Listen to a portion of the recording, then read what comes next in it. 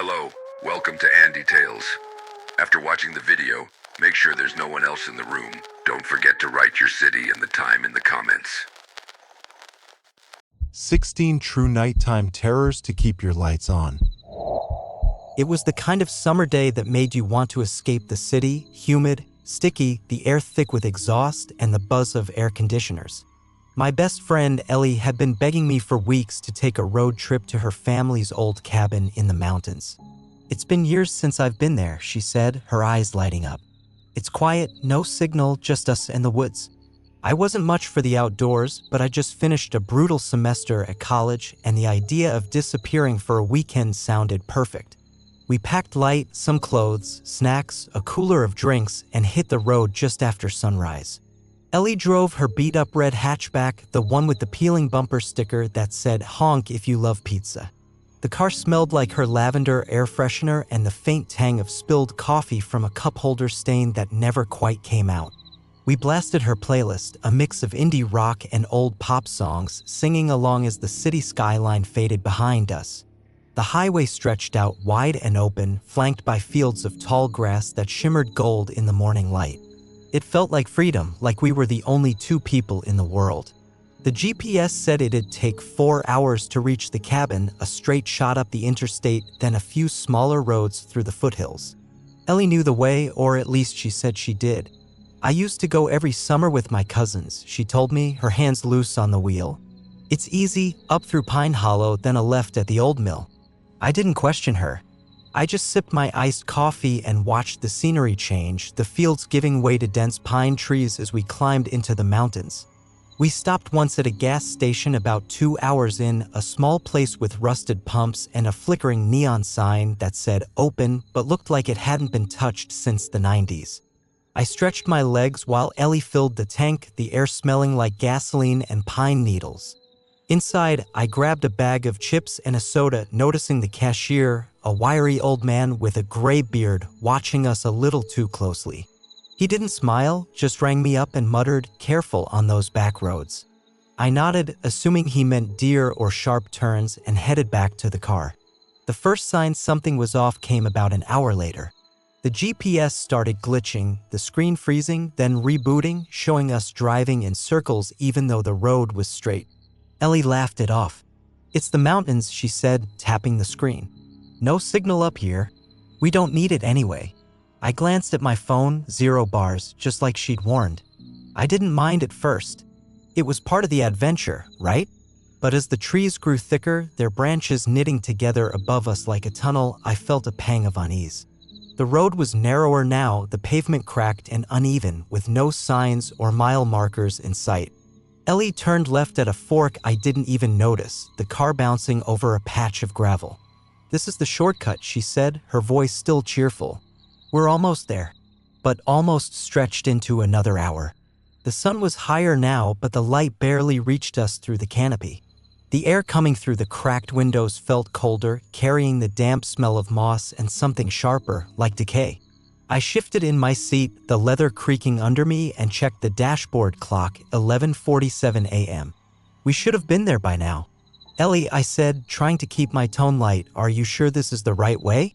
She didn't answer right away, just kept her eyes on the road, her fingers tightening on the wheel. "Yeah," she said finally, but her voice was quieter, less certain. "I think so." I didn't push it, but I started paying closer attention. The trees were too tall, their trunks gnarled and twisted, some leaning over the road like they might fall. There were no other cars, no sounds except the hum of the engine and the occasional rustle of leaves in the wind. It felt like we were driving deeper into nowhere. Then we passed a sign, or what was left of it. The wood was rotted, the paint peeled away, but I could just make out the words, "Keep out." Ellie didn't seem to notice, or if she did, she didn't care. I turned to her, my stomach twisting. "Did you see that?" I asked, pointing back. She glanced in the rearview mirror, her brow furrowing. "See what?" she said, but her voice had an edge now, like she was trying to convince herself as much as me. I didn't answer, just stared out the window, my hand gripping the door handle a little too hard. The road got worse, more potholes, more gravel, the tires kicking up dust that hung in the air behind us. I noticed something else, the same tree kept appearing. A gnarled oak with a split trunk, one branch hanging low like a claw. We passed it once, then again 10 minutes later, and then a third time. I didn't say anything at first, hoping I was imagining it, but my chest felt tighter with each loop. "Ellie," I said, my voice sharper now, "we've passed the tree 3 times." She laughed, but it was forced, high-pitched. "No, we haven't," she said, her eyes darting to the side of the road. "You're just tired. It's a forest, they all look the same." But I could see the doubt in her face, the way her hands shook slightly as she adjusted her grip.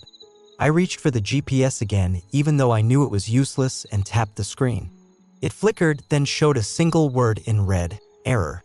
I turned it off, my heart pounding. The air in the car felt heavier now, the lavender scent replaced by something stale, like wet earth. I cracked the window further, hoping for fresh air, but the smell only got worse, like something rotting just out of sight. Ellie slowed down, her eyes scanning the trees. "There should be a turn here," she muttered, more to herself than me. I remember a turn, but there was nothing, just more road, more trees, more silence. That's when I heard it, a low hum, faint at first, like a distant engine. It grew louder, closer, until it felt like it was coming from inside the car.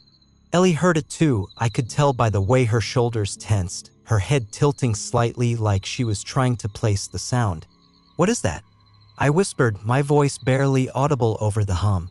She didn't answer, just pressed the gas harder, the car lurching forward.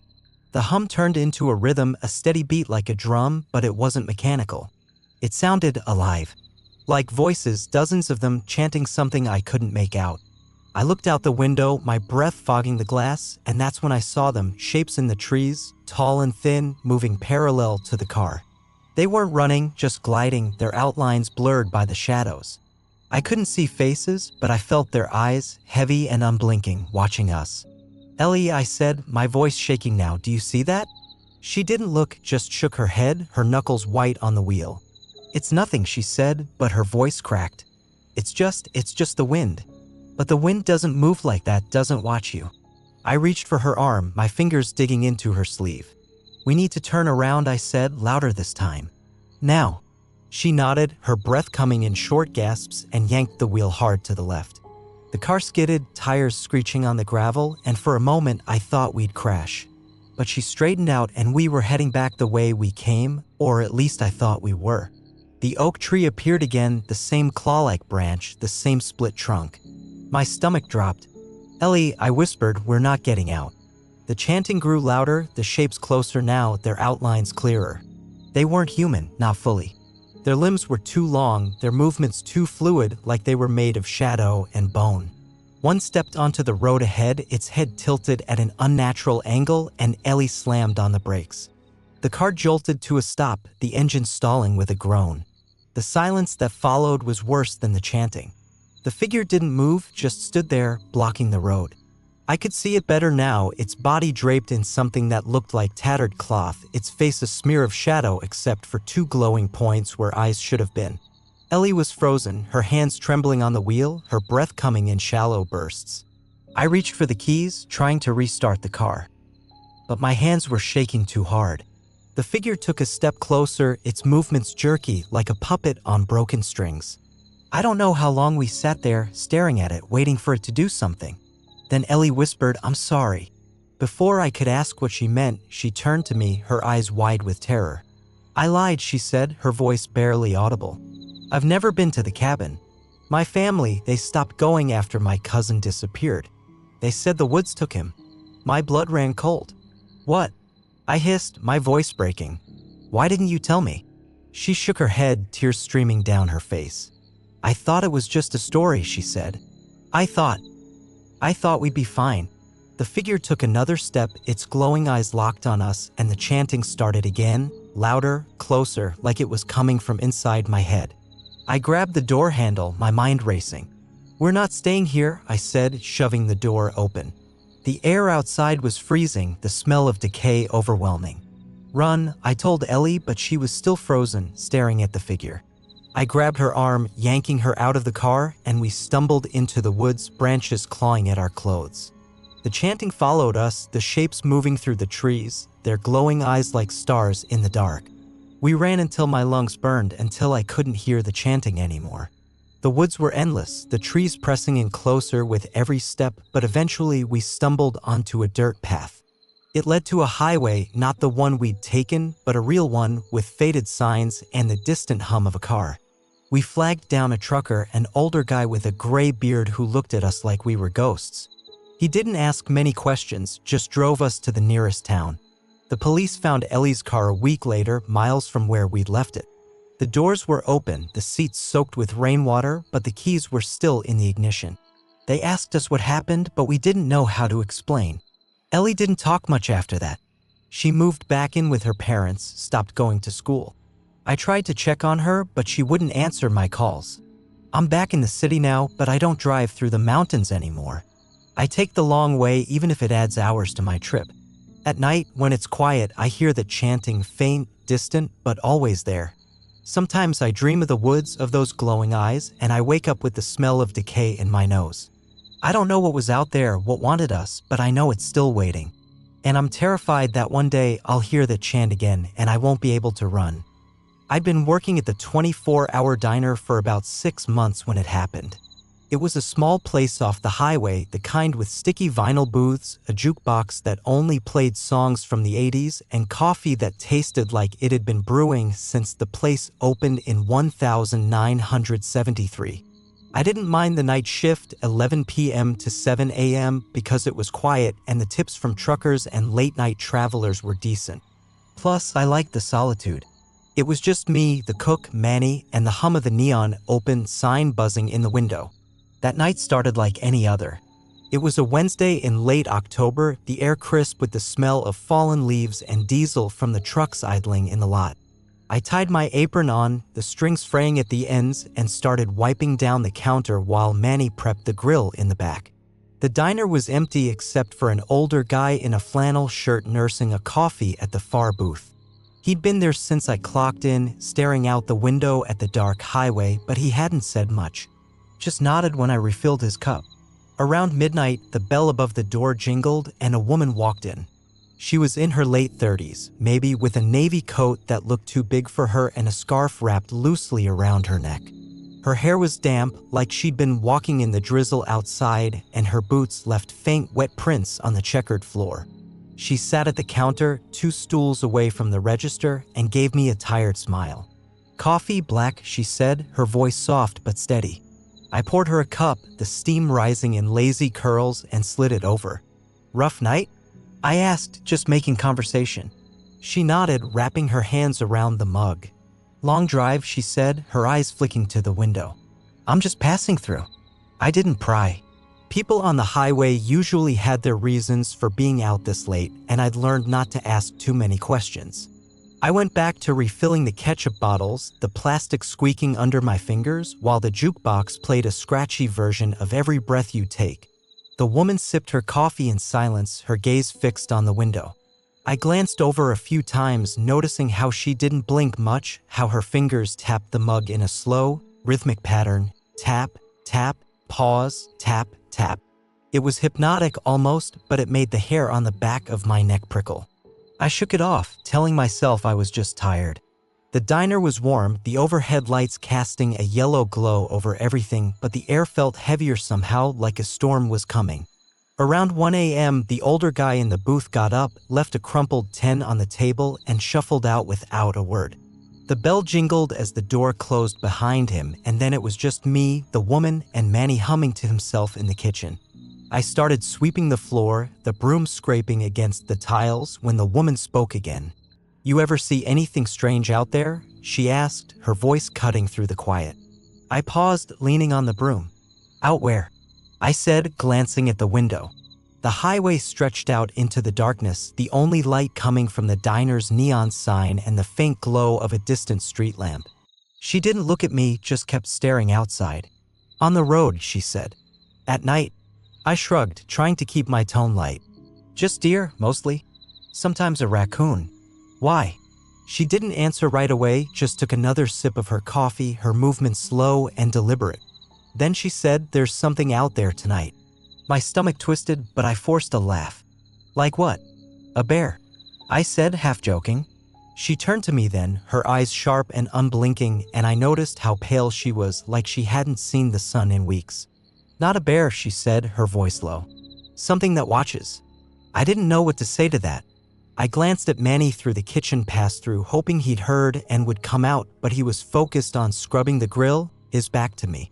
I turned back to the woman, trying to think of something to change the subject, but she was already looking out the window again. Her tapping stopped and her whole body went still, like she was holding her breath. I followed her gaze, squinting into the darkness. At first, I didn't see anything, just the empty highway, the gravel lot, the silhouette of a few parked trucks. But then I noticed it, a shape at the edge of the light, just beyond the neon glow. It was tall, too tall to be a person, and it didn't move like anything I'd ever seen. It was more like it shifted, its outline blurring and reforming, like smoke caught in a breeze. My mouth went dry and I gripped the broom tighter, the wood splintering slightly under my fingers. "Do you see it?" the woman whispered, her voice barely audible. I didn't answer, couldn't answer. I just stared, my heart thudding in my chest as the shape took a step closer. It didn't walk, it glided, its movement smooth and unnatural, like it wasn't touching the ground. The neon light caught its edges and I saw it clearer now. Long, spindly limbs, a head that tilted at a wrong angle, and eyes, two glowing points, white and unblinking, staring straight at the diner. I stumbled back, the broom clattering to the floor. "Manny!" I called, my voice cracking, but he didn't hear me over the hiss of the grill. The woman didn't move, just kept watching the thing outside, her face blank, like she wasn't surprised. "It's been following me," she said, her voice flat. "For 3 days." I turned to her, my breath coming in short gasps. "What is it?" I asked, but she just shook her head. "I don't know," she said. "But it doesn't leave." The thing took another step closer now, its glowing eyes fixed on the window.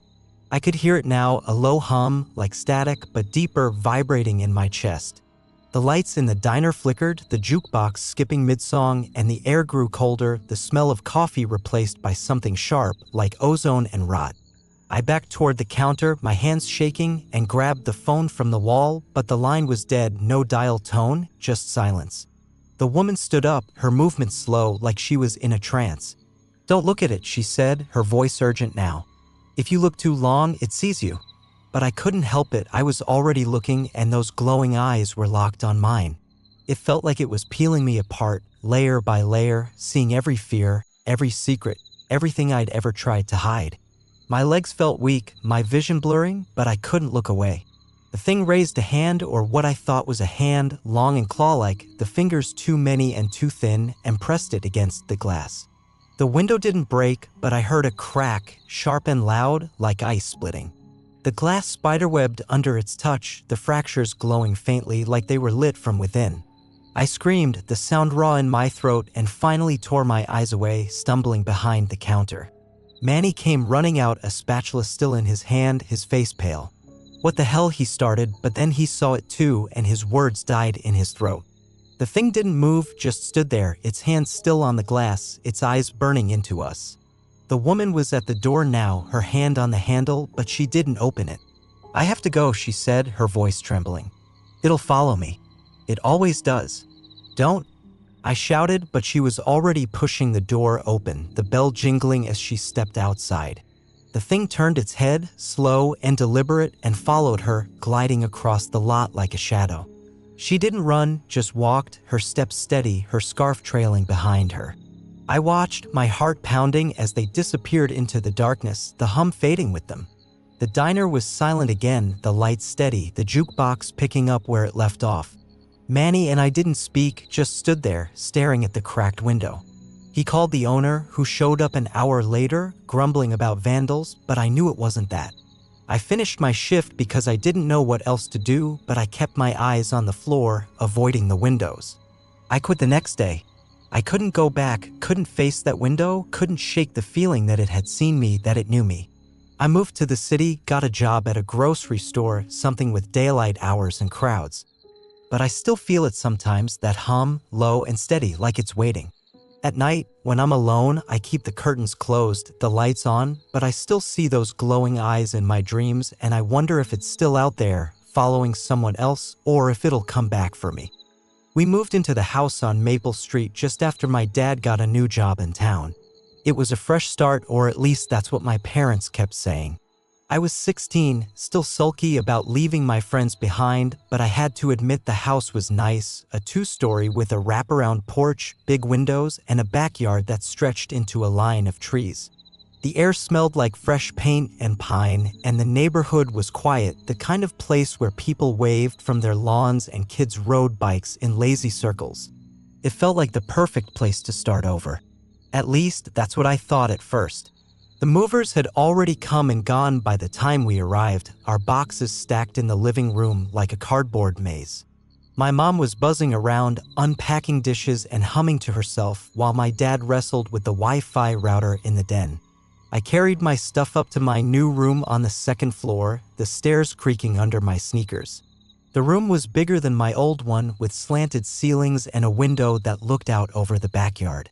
I dropped my backpack on the bed, the mattress springs squeaking, and started taping up posters, mostly band stuff and a few sketches I'd done last year. The first few days were fine. We were busy unpacking, figuring out where the grocery store was, meeting neighbors who dropped by with casseroles and overly friendly smiles. But there was something about the house that felt off. I couldn't put my finger on it at first. It was little things, the way the air felt heavier in certain rooms, the way the shadows seemed to stretch too far across the hardwood floors, even in the middle of the day. My parents didn't seem to notice, but I did. I'd catch myself staring at corners, expecting to see something move, but nothing ever did. The first real sign came on the fourth night. I was in bed, scrolling on my phone, the glow of the screen the only light in the room. It was late, maybe 1 a.m., and the house was quiet except for the occasional creak of the walls settling, or at least that's what I told myself. I heard a sound from downstairs, a faint thud, like something heavy had fallen. I froze, my thumb hovering over the screen, and listened. Nothing for a moment, just the hum of the air vent, but then it came again, thud, thud, slow and deliberate, like footsteps. I sat up, my heart kicking up a notch, and reached for the lamp on my nightstand. The light clicked on, casting a warm glow over the room, but it didn't make me feel any better. I waited, straining to hear more, but the house was silent again. I told myself it was nothing, maybe a box had tipped over, or the fridge was making noises, but I couldn't shake the feeling that something was wrong. I grabbed my hoodie, slipped it on over my pajamas, and crept to the door, easing it open as quietly as I could. The hallway was dark, the only light coming from the faint glow of a street lamp through the window at the end. I tiptoed to the stairs, the wood cold under my bare feet, and peered down into the living room. Everything looked normal, the boxes were still stacked, the couch still covered with a sheet, the kitchen light off. But the air felt colder down here, like someone had left a window open, even though I knew we'd locked everything before bed. I took a step down, then another, my hand gripping the railing a little too tight. That's when I saw it. The front door was cracked open, just an inch, the chain lock dangling loose. My stomach dropped.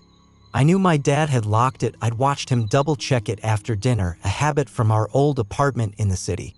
I stood there, frozen, staring at the gap, the cold night air slipping through like a whisper.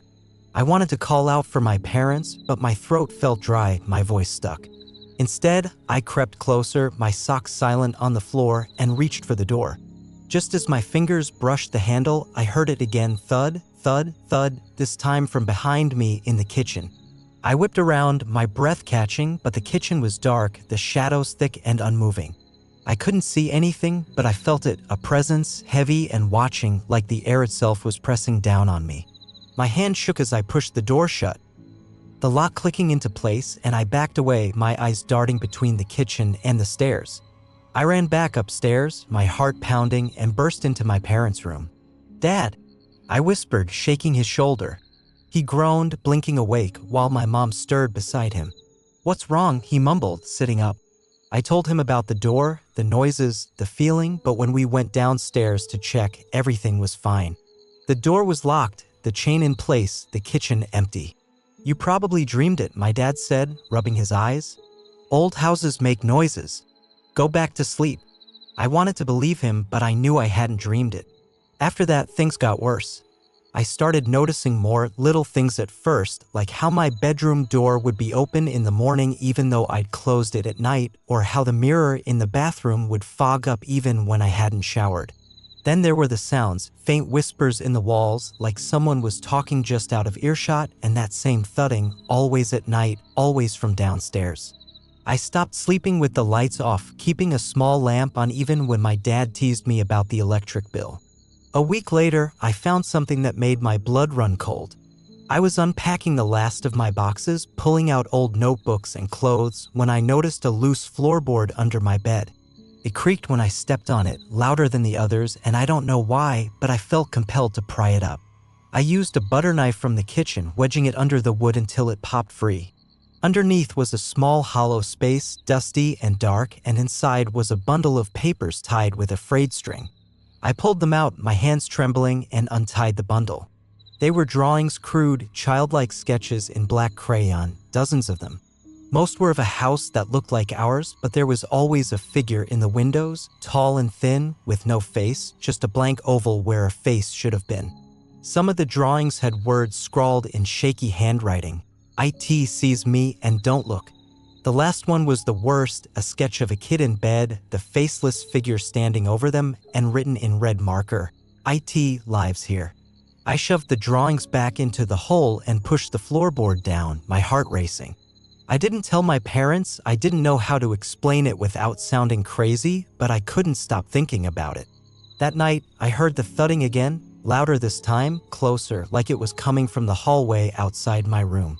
I sat up, my lamp casting long shadows on the walls, and listened.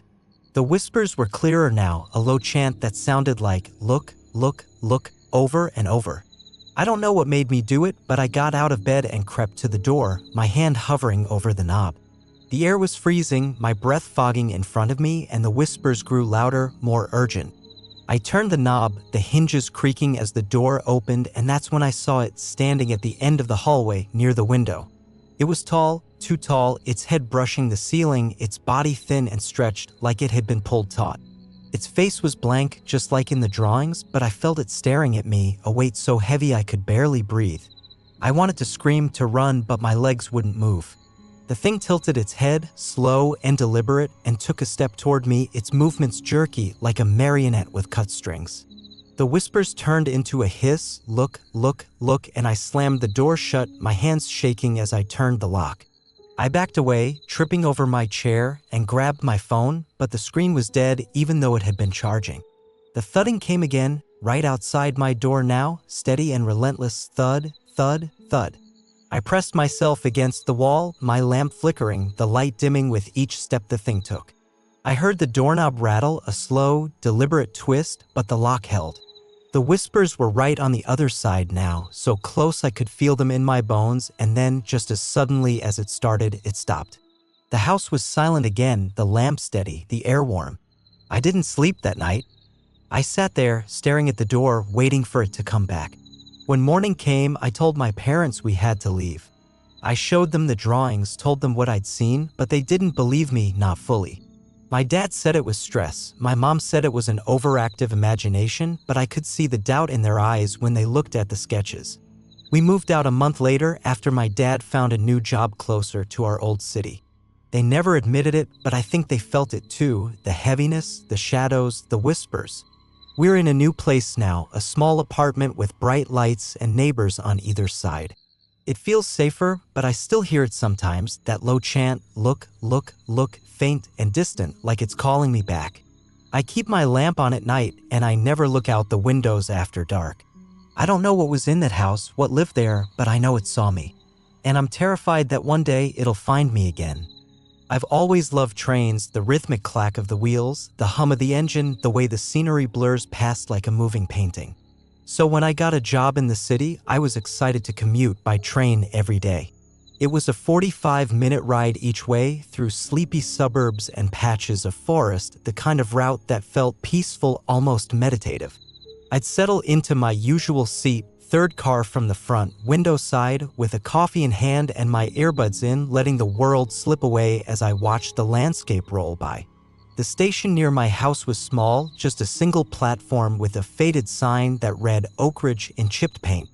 It was always quiet in the mornings, just a handful of commuters waiting for the 6:15 a.m. train, mostly older folks heading to early shifts or students like me, half asleep with backpacks slung over their shoulders. The evening trains were busier, but I usually caught the 7:30 p.m. back, one of the last ones of the day. It was never crowded, just a few tired faces scattered across the cars, the air smelling faintly of metal and stale coffee. That night, though, I had to stay late at work to finish a project.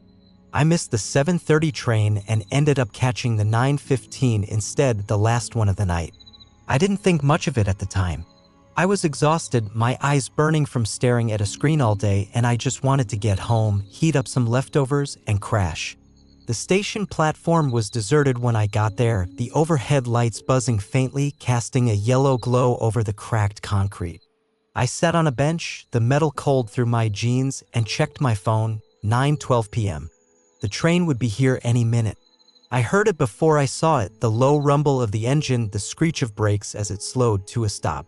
The train looked older than the ones I usually took, the paint on the cars chipped and faded, the windows smudged with grime. I didn't think much of it, sometimes they ran older models late at night when ridership was low. I climbed aboard, the doors hissing shut behind me, and found my usual seat in the third car. The interior smelled musty, like damp fabric and something sour I couldn't place. The lights were dim, flickering slightly, and the car was empty except for me. The train pulled away with a lurch, the familiar clack of the wheels starting up, though it sounded slower than usual, more labored. I leaned my head against the window, the glass cool against my forehead, and closed my eyes, letting the motion lull me into a half-sleep. I didn't bother putting in my earbuds, I was too tired, and the car was quiet except for the creak of the seats and the hum of the engine. I figured I'd doze for a bit and wake up when we got closer to Oak Ridge.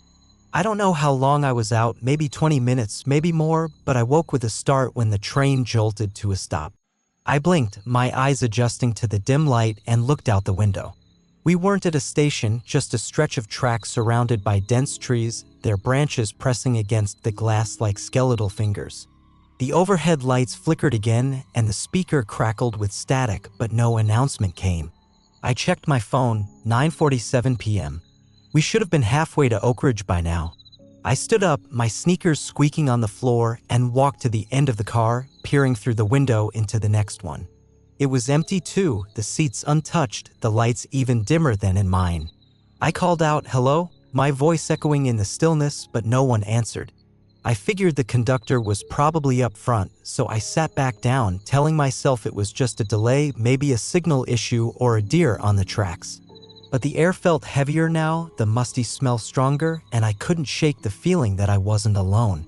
The train started moving again, slower this time, the wheels groaning like they were struggling under a heavy load. I watched the trees outside, their shapes twisting in the darkness, and noticed something odd. The same tree kept passing by, a gnarled oak with a broken branch, its bark scarred with what looked like claw marks. I saw it once, then again a few minutes later, and then a third time. My stomach twisted. We were going in circles. I grabbed my phone again, hoping to check the train's route, but the screen was frozen, the time still stuck at 9:47. I tapped it, then shook it, but nothing happened. The battery was at 80%, it shouldn't have been glitching like this. I shoved it back into my pocket, my hands trembling, and stood up again, pacing the aisle. The lights flickered more violently now, the car plunging into darkness for a split second before coming back on. Each time they did, I swore I saw something in the reflection of the windows, a shadow, tall and thin, standing at the far end of the car. I spun around, my heart pounding, but there was nothing there, just empty seats, the faded fabric torn in places, the floor scuffed and dirty. I told myself I was imagining it, that I was just tired, but the shadow appeared again the next time the lights flickered, closer this time, its outline sharper. It was humanoid, but wrong, its arms too long, its head tilted at an unnatural angle, and its eyes. I couldn't see them, but I felt them, heavy and unblinking, watching me. I backed toward the door to the next car, my breath coming in short gasps, and fumbled with the handle. It wouldn't budge, the metal cold and slick under my fingers. The lights flickered again, and the shadow was even closer now, standing in the middle of the aisle, its head tilted like it was listening.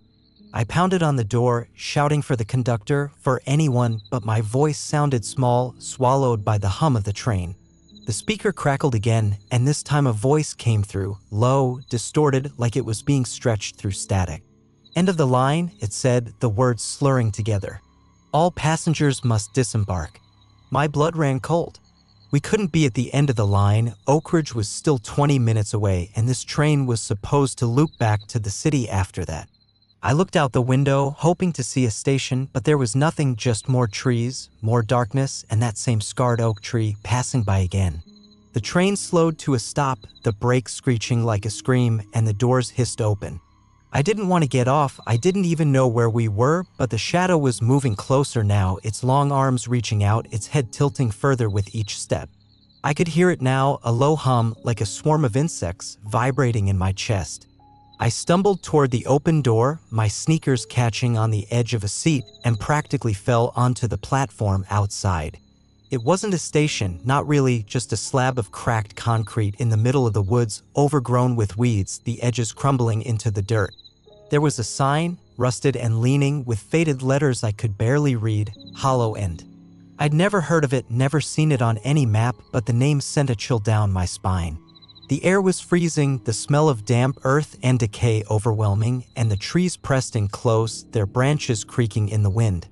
I turned back to the train, hoping to get back on, but the doors slammed shut, the lights inside flickering one last time before going dark. The shadow was still there, standing in the window, its head tilted, its long arms pressed against the glass. The train pulled away, the wheels groaning, and disappeared into the darkness, leaving me alone on the platform. I didn't know what to do. My phone was still dead, the screen black, and there were no lights, no signs, no path leading away from the platform. Just the woods stretching out in every direction, the trees so dense I couldn't see more than a few feet ahead. I heard the hum again, faint at first, coming from the trees, and then I saw them, glowing eyes, dozens of them scattered through the branches, watching me. I ran. I didn't know where I was going, didn't care, just ran, the weeds slashing at my legs, the branches snagging my jacket. The hum grew louder, the eyes following me, their glow burning into my back. I ran until my lungs burned, until I stumbled onto a gravel road, the pebbles sharp under my sneakers. I kept going, the hum fading behind me until I saw headlights in the distance, a truck, rattling down the road toward me. I waved my arms, shouting, and the truck slowed to a stop. The driver was an older man, his face weathered, his eyes wide when he saw me. "What the hell are you doing out here?" he asked, his voice gruff. I tried to explain, the words tumbling out in a rush, the train, the shadow, the platform, but he just shook his head. "Ain't no station out here," he said. "Not for 50 years. Line shut down after the accident." He drove me to the nearest town, a small place with a single gas station and a diner that was closed for the night. I called my parents from his phone, my hands still shaking, and they picked me up an hour later. They didn't ask many questions, just hugged me tight and drove me home. The next day, I looked up Hollow End online. There wasn't much, just a few grainy photos of an abandoned platform and an article about a train derailment in 1972. Everyone on board had died. The article mentioned reports of a shadow seen on the tracks that night, but the investigators dismissed it as a trick of the light. I don't take the train anymore. I drive to work now, even though it takes longer, even though gas is expensive. I can't stand the sound of wheels on tracks, the hum of an engine. It brings back that night, the glowing eyes, the shadow in the window.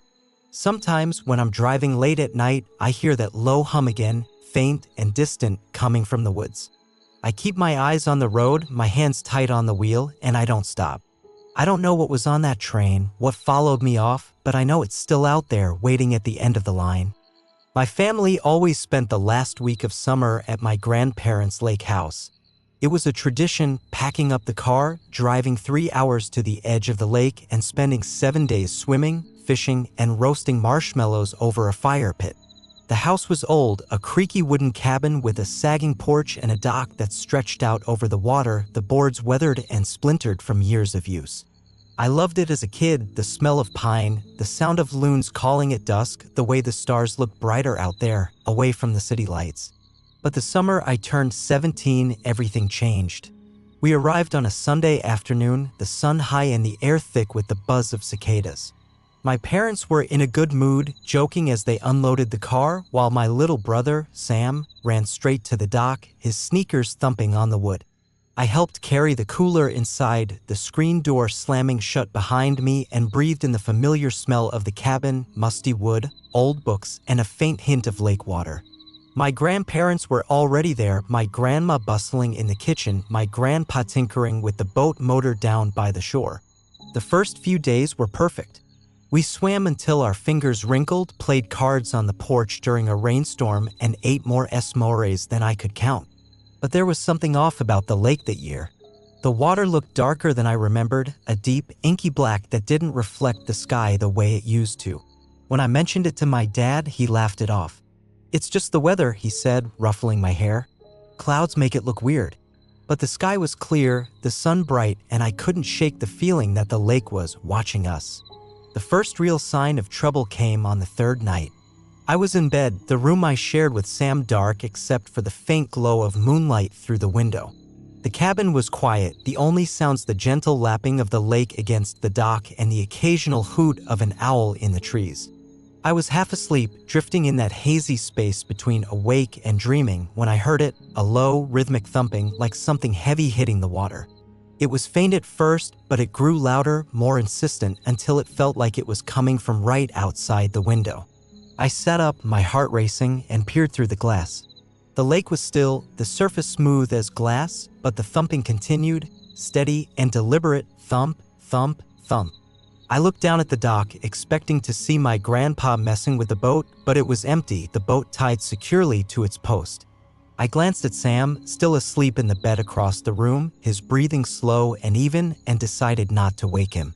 I told myself it was nothing, a fish jumping, maybe, or a log drifting into the pilings, but the sound didn't stop and it didn't feel natural.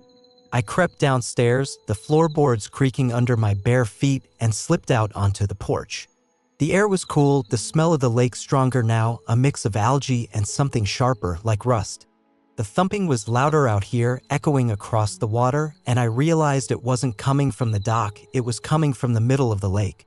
I squinted, trying to see through the darkness, and that's when I saw it.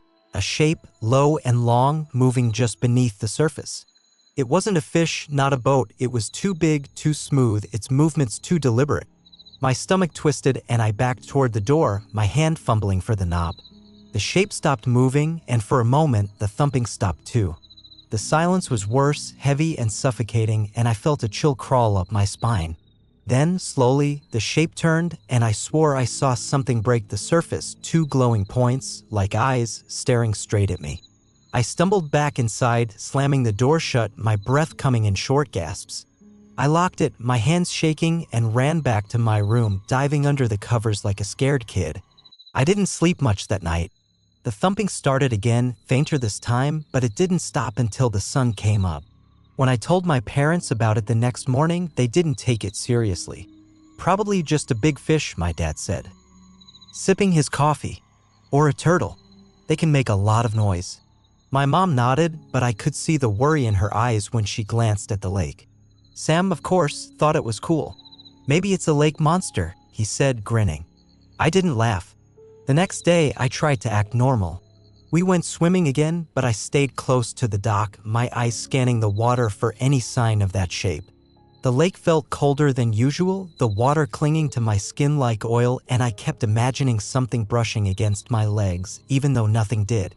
My grandpa took us out on the boat that afternoon, the motor sputtering as we cruised to the middle of the lake. I didn't want to go, I kept thinking about those glowing eyes, but I didn't want to seem like a coward in front of Sam, so I went along. We fished for a while, the sun warm on my back, but I couldn't relax. The lake was too quiet, no birds, no fish jumping, just the creak of the boat and the soft slap of the water against the hull. My grandpa was telling a story about a big catch he'd made years ago when the boat rocked suddenly, hard enough to make us all grab the sides.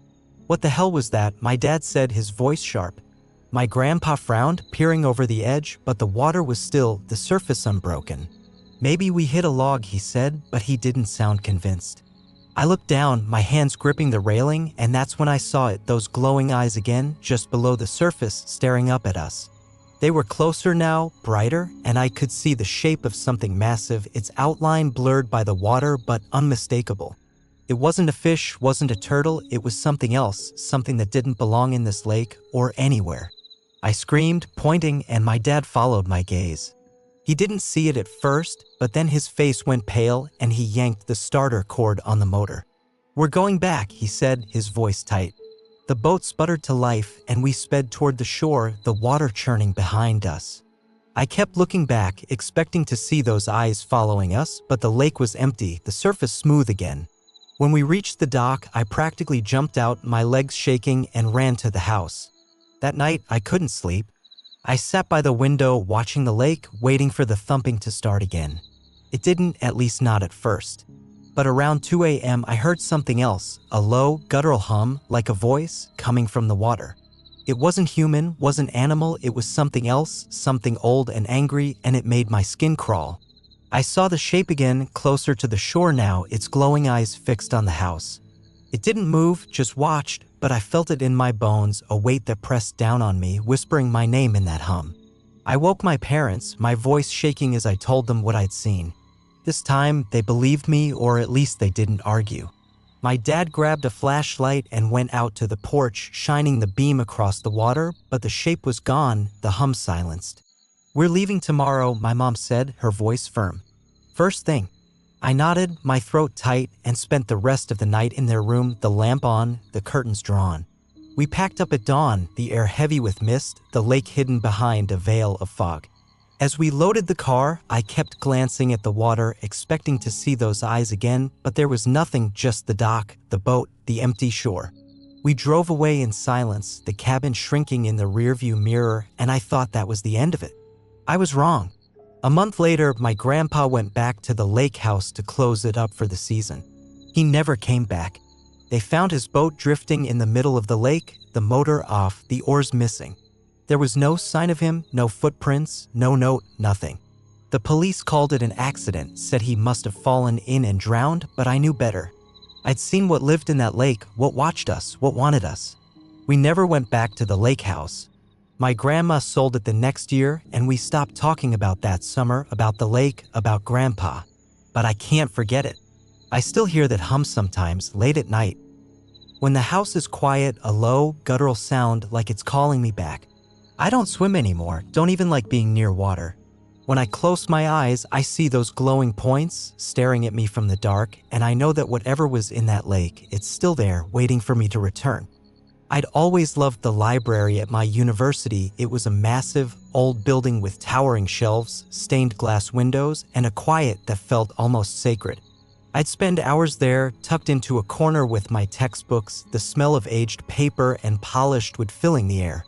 It was my sanctuary, especially during finals week when the dorms were too loud to focus. The library was open 24 hours during exams, which was perfect for me since I worked best late at night. But after what happened that December, I can't even step foot in there anymore. It was a Thursday just past midnight, and the library was nearly empty. Most students had already gone home for the holidays, but I'd stayed on campus to catch up on a research paper due before break. The main reading room was dimly lit, the overhead lights turned low to save energy, and the only sounds were the faint hum of the heating system and the occasional rustle of pages from the few other students scattered across the tables. I was on the third floor, in my usual spot near the history section, surrounded by shelves that stretched up to the ceiling. I'd been there for hours, my laptop screen glowing in the dark, my coffee long gone cold in its paper cup. My eyes were starting to burn, but I was close to finishing, so I pushed through, typing notes from a stack of books I'd pulled earlier. Around 1 a.m., I heard the first sound, a soft thump, like a book falling off a shelf, coming from the aisle behind me. I glanced over my shoulder, but the aisle was empty, the shadows between the shelves still and untouched. I figured it was just gravity, a book not properly shelved, and went back to my work. But then it happened again, louder this time, from a different aisle, thump, thump, like someone was dropping books one by one. I stood up, my chair scraping against the floor, and called out hello. My voice echoed in the quiet, but no one answered. I walked toward the sound, my sneakers silent on the carpet, and peered down the aisle. Nothing, just rows of books, their spines faded and dusty, the shadows pooling at the far end where the light didn't reach. I shook my head, telling myself I was just tired, and went back to my seat. The library felt colder now, the air heavier, like the heat had shut off. I rubbed my arms through my hoodie, my breath fogging slightly in front of me, and tried to focus on my paper. But the sounds didn't stop. Every few minutes, another thump, each one closer than the last, until it felt like they were coming from the aisle right next to me. I kept my eyes on my laptop, my heart pounding, but I couldn't ignore the feeling that someone or something was watching me. I heard a new sound then, a low rustle, like pages turning, but it wasn't coming from my table. It was slow, deliberate, and it came from the aisle to my left. I turned my head, my breath catching, and saw a book slide off the shelf on its own, hitting the floor with a dull thud. The cover was old, leather-bound, the title too faded to read, but it lay open, its pages flipping slowly like an invisible hand was turning them. I froze, my hands hovering over my keyboard, my mind racing for an explanation, maybe a draft, maybe the shelf was uneven, but deep down, I knew it wasn't that. I stood up, my chair tipping over with a loud clatter, and backed away from the table. The pages stopped turning, the book lying still on the floor, but the rustling didn't stop. It grew louder, faster, coming from all around me now, as if every book on the shelves was being flipped through at once. The air grew colder, the shadows darker, and I heard a new sound, a whisper, low and guttural, like a voice speaking words I couldn't understand. It was coming from the aisle where the book had fallen. I grabbed my backpack, shoving my laptop inside, my hands shaking so badly I could barely zip it up. "I'm leaving," I muttered to myself, as if saying it out loud would make it true. But as I turned toward the stairs, I saw it, a figure at the far end of the room, standing between the shelves. It was tall, too tall, its head brushing the ceiling, its body shrouded in shadow except for two glowing points where its eyes should have been. They were white, unblinking, and they were staring right at me. I couldn't move, couldn't breathe. The whispers grew louder. A chorus of voices now, chanting something I couldn't make out. The words slithering into my ears like smoke. The figure took a step forward, its movements jerky, like a marionette on broken strings. And the lights above me flickered, plunging the room into darkness for a split second. When they came back on, the figure was closer, halfway across the room now, its glowing eyes still locked on mine. I bolted for the stairs, my backpack bouncing against my back, my sneakers slipping on the carpet. The whispers followed me, the chanting growing faster, more urgent, and I heard the thud of footsteps behind me. Heavy, uneven, like the figure was dragging something as it moved. I didn't look back, didn't dare, just ran. The stairs creaking under my weight as I took them two at a time. The second floor was empty, the tables abandoned, but the whispers were everywhere now, echoing off the walls, filling my head with their noise. I reached the main floor, the entrance in sight, the glass doors reflecting the dim lights of the lobby. The security guard was at his desk, his head down, reading a magazine, and I shouted, "Help!" as I ran toward him.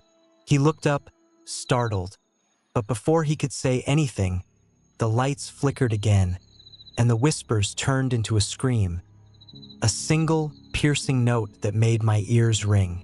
I stumbled, catching myself on the edge of the desk, and glanced back. The figure was at the bottom of the stairs, its glowing eyes burning in the dark, its body twisted at an unnatural angle, like it had folded itself to fit the space. The guard saw it too. I could tell by the way his face went pale, his hand reaching for his radio. "Get out!"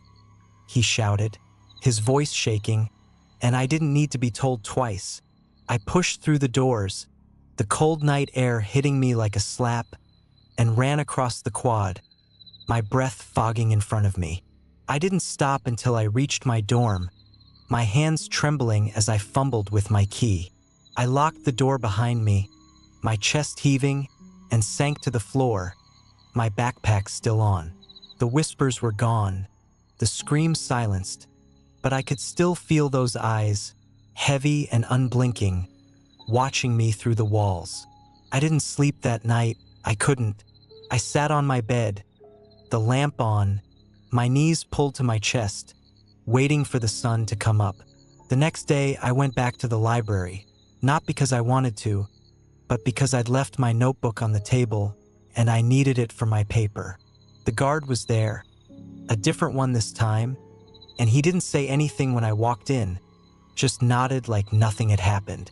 The third floor looked normal in the daylight, the shelves quiet, the air warm, but my notebook wasn't where I'd left it.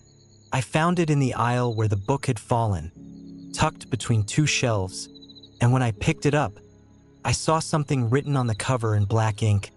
IT knows you. I dropped out of that class. I couldn't finish the paper after that. I started studying in the dorms, even though it was loud, even though I hated it. The library was off limits now. Its stained glass windows and quiet shelves tainted by that night. I still hear the whispers sometimes, late at night when I'm trying to sleep. A low chant, words I can't understand, but I know what they mean. I feel those glowing eyes, watching me from the shadows, and I know that whatever was in that library, it hasn't forgotten me. I keep my lamp on now every night, and I never stay anywhere after dark. I don't know what it wants, but I'm terrified that one day, it'll find me again. I've always been an outdoorsy person. Hiking, camping, anything that gets me away from screens and into the fresh air. So when my friend Ryan suggested a weekend hike in the state park a few hours from our town, I was all in. It was early spring, the trails just starting to thaw, the air crisp with the smell of pine and wet earth. We packed light water, snacks, a first aid kit, and drove out on a Saturday morning, the sun barely up, the sky a pale pink over the horizon.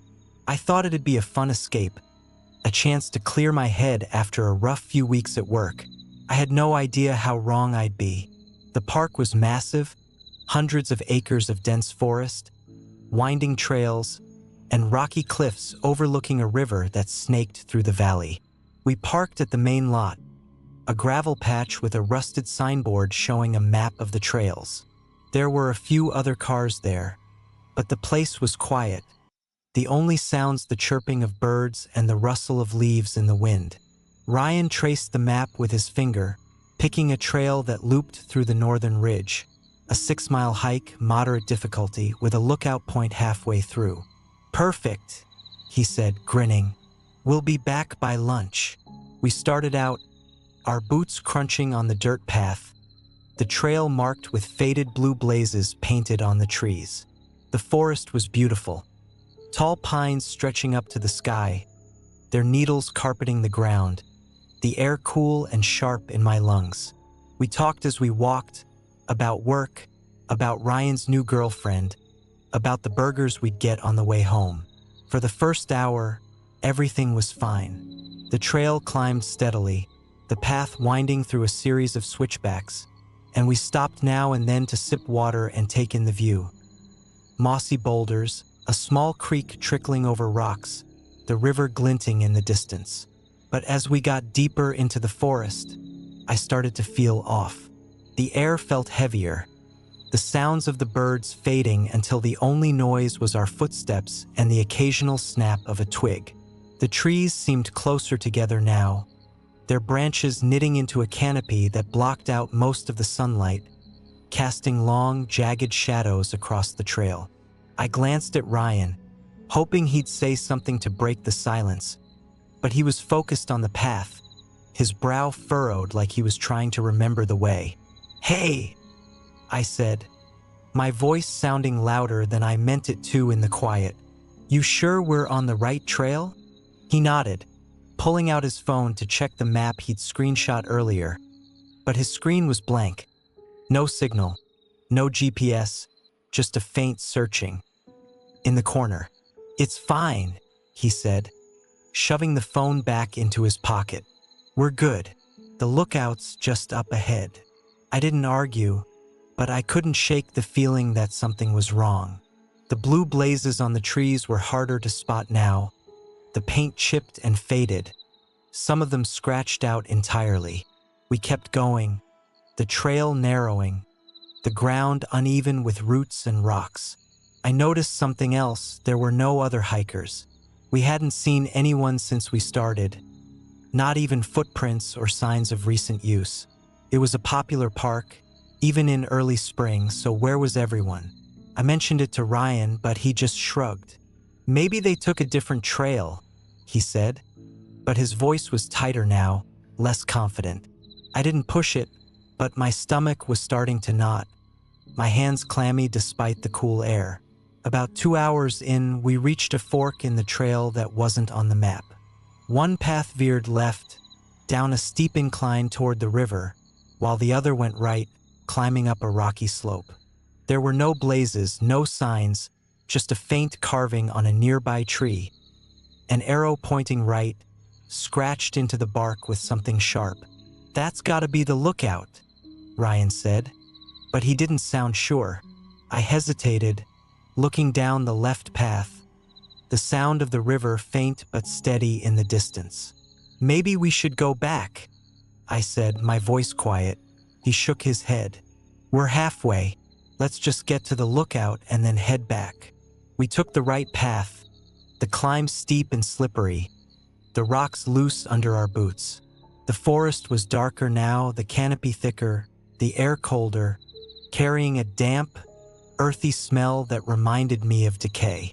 I kept glancing over my shoulder, expecting to see someone or something following us, but the trail behind us was empty, the shadows stretching longer as the sun climbed higher. My chest felt tight, my breath shallow, but I told myself I was just tired, that we'd be fine once we reached the lookout. The lookout wasn't what we expected.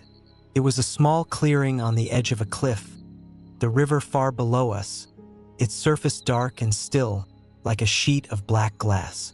There was a wooden bench, weathered and splintered, and a rusted sign that read "Scenic View."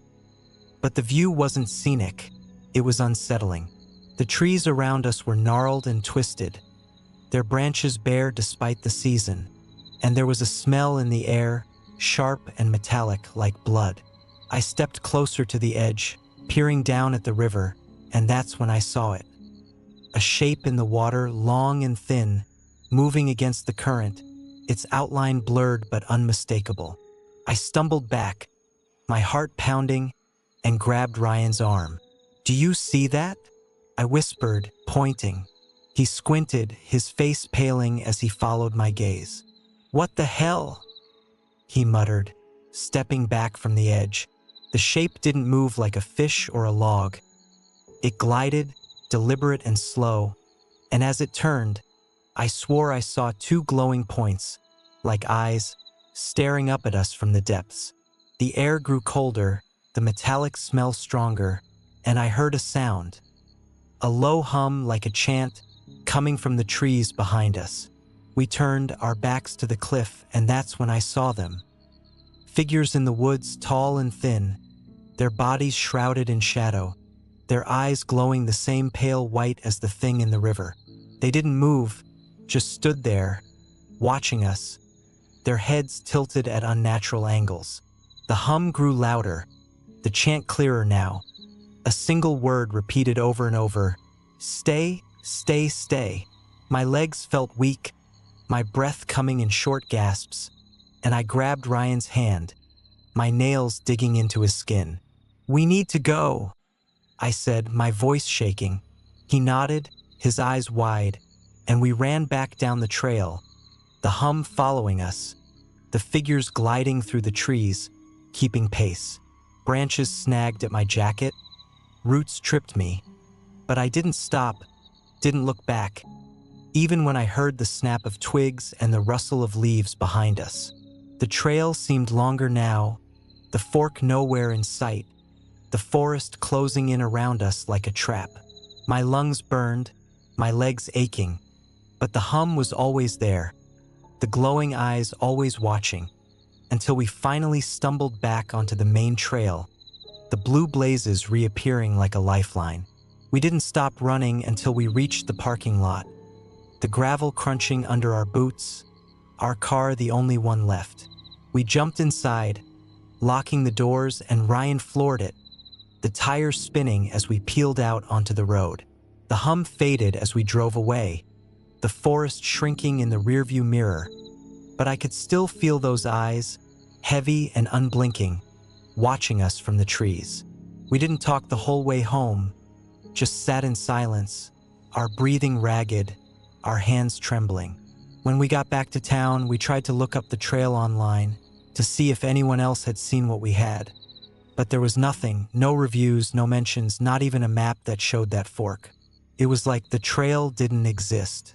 Ryan didn't want to talk about it after that. He said it was just our imagination, that we'd gotten spooked by the woods. But I saw the way he flinched when I mentioned it, the way his hands shook when he thought I wasn't looking. I don't hike anymore. I can't stand the sound of leaves rustling or the smell of pine. It brings back that day. The hum, the glowing eyes, the feeling of being watched. Sometimes, when I'm alone at night, I hear that chant again. Stay, stay, stay. Faint and distant, like it's coming from the woods outside my window. I keep the curtains closed, the lights on, and I never go near the state park, not even to drive past it. I don't know what was out there, what wanted us to stay, but I know it's still waiting, and I'm terrified that one day I'll hear that hum again and won't be able to run. I moved into my apartment last fall, a small one-bedroom on the 3rd floor of an old brick building in a quiet part of town. It wasn't much. Peeling paint on the walls, a radiator that clanked at night, and a view of the alley below. But it was affordable, and I was just starting my first real job after college, so I didn't mind. The building had character, with creaky wooden floors and a narrow staircase that groaned with every step. There were only 4 units, 1 on each floor, and I liked that it felt private, like I could disappear into my own little world. The first few weeks were uneventful. I spent my days at work, my evenings unpacking boxes, and my nights binge-watching shows on my laptop, the hum of the city outside a comforting background noise. My neighbors were quiet. I'd see them in passing sometimes, a middle-aged couple on the 1st floor and an older woman on the 2nd, but we mostly kept to ourselves. The 4th floor, above me, was empty, or so I thought. The landlord had mentioned something about it being vacant for a while, but I didn't ask for details. I figured it was just hard to rent out because of the stairs. The first sign something was off came about a month after I moved in. It was a Saturday night, and I was up late, around 1 a.m., scrolling through my phone in bed.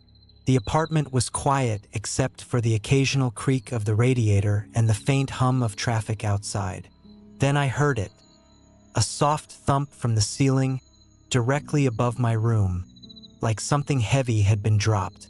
I froze, my thumb hovering over the screen, and listened. Thump, thump, again, slow and deliberate, like someone pacing barefoot on the hardwood floor. I sat up, my heart beating a little faster, and stared at the ceiling. The 4th floor was supposed to be empty. No one lived there, no one should have been there. I waited, holding my breath, but the thumping stopped, replaced by a faint dragging sound, like furniture being moved, or something heavy being pulled across the floor. I told myself it was nothing. Maybe the landlord was up there fixing something, or maybe it was just the building settling, but deep down, I knew it didn't sound right. I grabbed my hoodie, slipped it on over my pajamas, and crept to the door, easing it open as quietly as I could. The hallway was dark, the single bulb at the top of the stairs casting a faint yellow glow. I stepped out, my socks silent on the wood, and looked up at the ceiling, as if I could see through it to the 4th floor. The dragging sound came again, louder this time, followed by a low hum, like someone muttering to themselves. My stomach twisted, but I forced myself to climb the stairs, one creaky step at a time, until I reached the 4th floor landing. The door to the apartment was closed, a faded for a painted on the wood, the paint peeling at the edges. I pressed my ear against it, my breath shallow, and listened. The dragging stopped, but the hum was clearer now, a low, rhythmic chant, the words too muffled to make out. I raised my hand to knock, my knuckles hovering an inch from the door, but something stopped me. A feeling, heavy and cold, like I was being watched. I glanced behind me, half expecting to see someone on the stairs, but the hallway was empty, the shadows still. I didn't knock. Instead, I backed away, my hand trembling, and hurried back to my apartment, locking the door behind me. I didn't sleep much that night, the hum echoing in my head, the thumping starting up again every hour or so, like clockwork. The next morning, I called my landlord, trying to keep my voice casual as I asked about the fourth floor. "Oh, that place," he said, his tone gruff. "It's been empty for years. Last tenant moved out after, well, some trouble." "Why? You hear something?" I told him about the noises, the thumping, the dragging, the hum, but he just laughed. "Old buildings make noises," he said. "Pipes, probably. Don't worry about it." I wanted to believe him, but I couldn't shake the feeling that it wasn't pipes, wasn't the building settling. It was something else, something alive.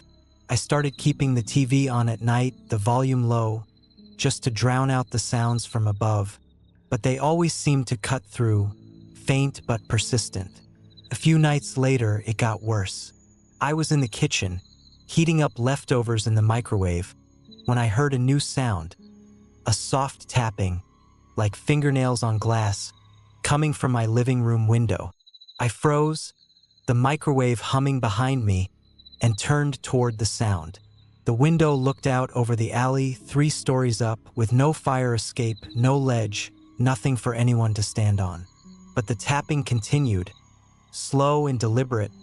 Tap, tap, tap, like someone was trying to get my attention. I crept toward the window, my heart pounding, and pulled the curtain aside, just an inch. The alley below was dark, the street lamp at the far end flickering. But I saw something. Movement, a shadow, tall and thin, standing directly under the window, looking up at me. I couldn't see its face, just the outline of its body, too long, too stretched, and 2 glowing points where its eyes should have been, white and unblinking, staring straight into mine. The tapping stopped, but the shadow didn't move, just stood there, watching. I dropped the curtain, my breath coming in short gasps, and stumbled back, tripping over a chair. The microwave beeped, the sound jarring in the silence, and I heard the thumping again, louder this time, from the ceiling above. Thump, thump, thump, followed by that same dragging sound, and the hum, clearer now, a chant that sounded like, "Come up, come up, come up." My hands shook as I grabbed my phone, but the screen was frozen. The time stuck at 11:47 p.m. Even though I knew it was later than that, I didn't know what to do. I thought about running downstairs, banging on the neighbor's door, but the idea of leaving my apartment, of stepping into that hallway, felt worse than staying put. I turned on every light in the place, the bulbs buzzing faintly, and sat on the couch, my knees pulled to my chest, listening as the sounds grew louder, more insistent. The tapping started again, this time on the wall behind me, like something was trying to get through, and the chant grew louder, the words slithering into my ears like smoke. Around 3 a.m., it stopped, just like that. The thumping, the dragging, the tapping, the hum, all gone, leaving the apartment silent except for the hum of the radiator and the faint buzz of the lights. I didn't move, didn't dare, until the sun came up, the light filtering through the curtains, washing away the shadows. I packed a bag that morning, just the essentials. Clothes, my laptop, my toothbrush, and left. I stayed with a friend across town, telling her I had a pest problem, but I think she knew it was more than that. I broke my lease a week later, paying the penalty without a fight, and moved to a new place. A modern building with bright lights and a doorman, the kind of place where I could hear my neighbors through the walls, where I never felt alone. The landlord never mentioned the fourth floor again, but I looked up the building's history after I moved out. There wasn't much, just a small article from a local paper, dated 5 years back, about a tenant on the fourth floor who disappeared.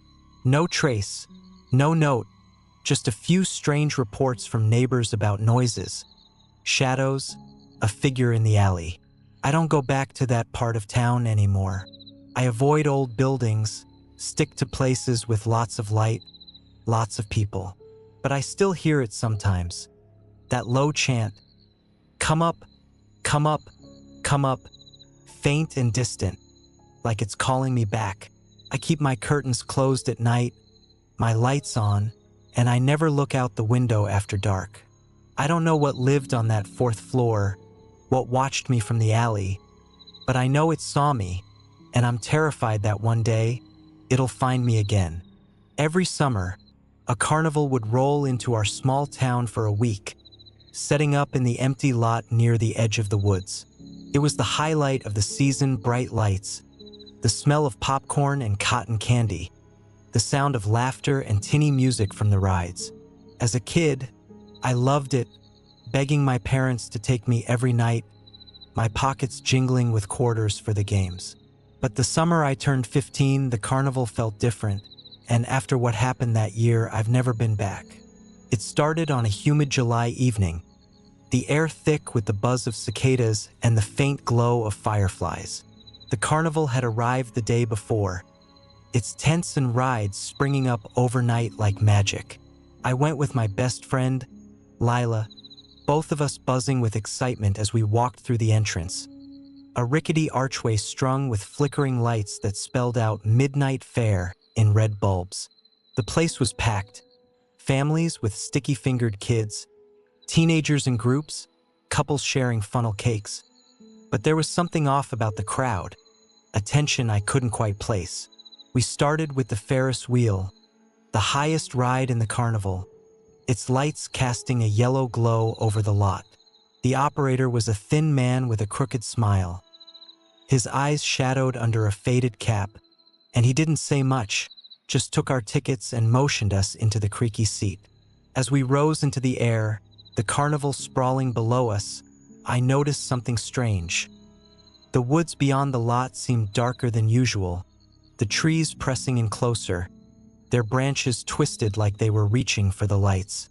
I pointed it out to Lila, but she just laughed.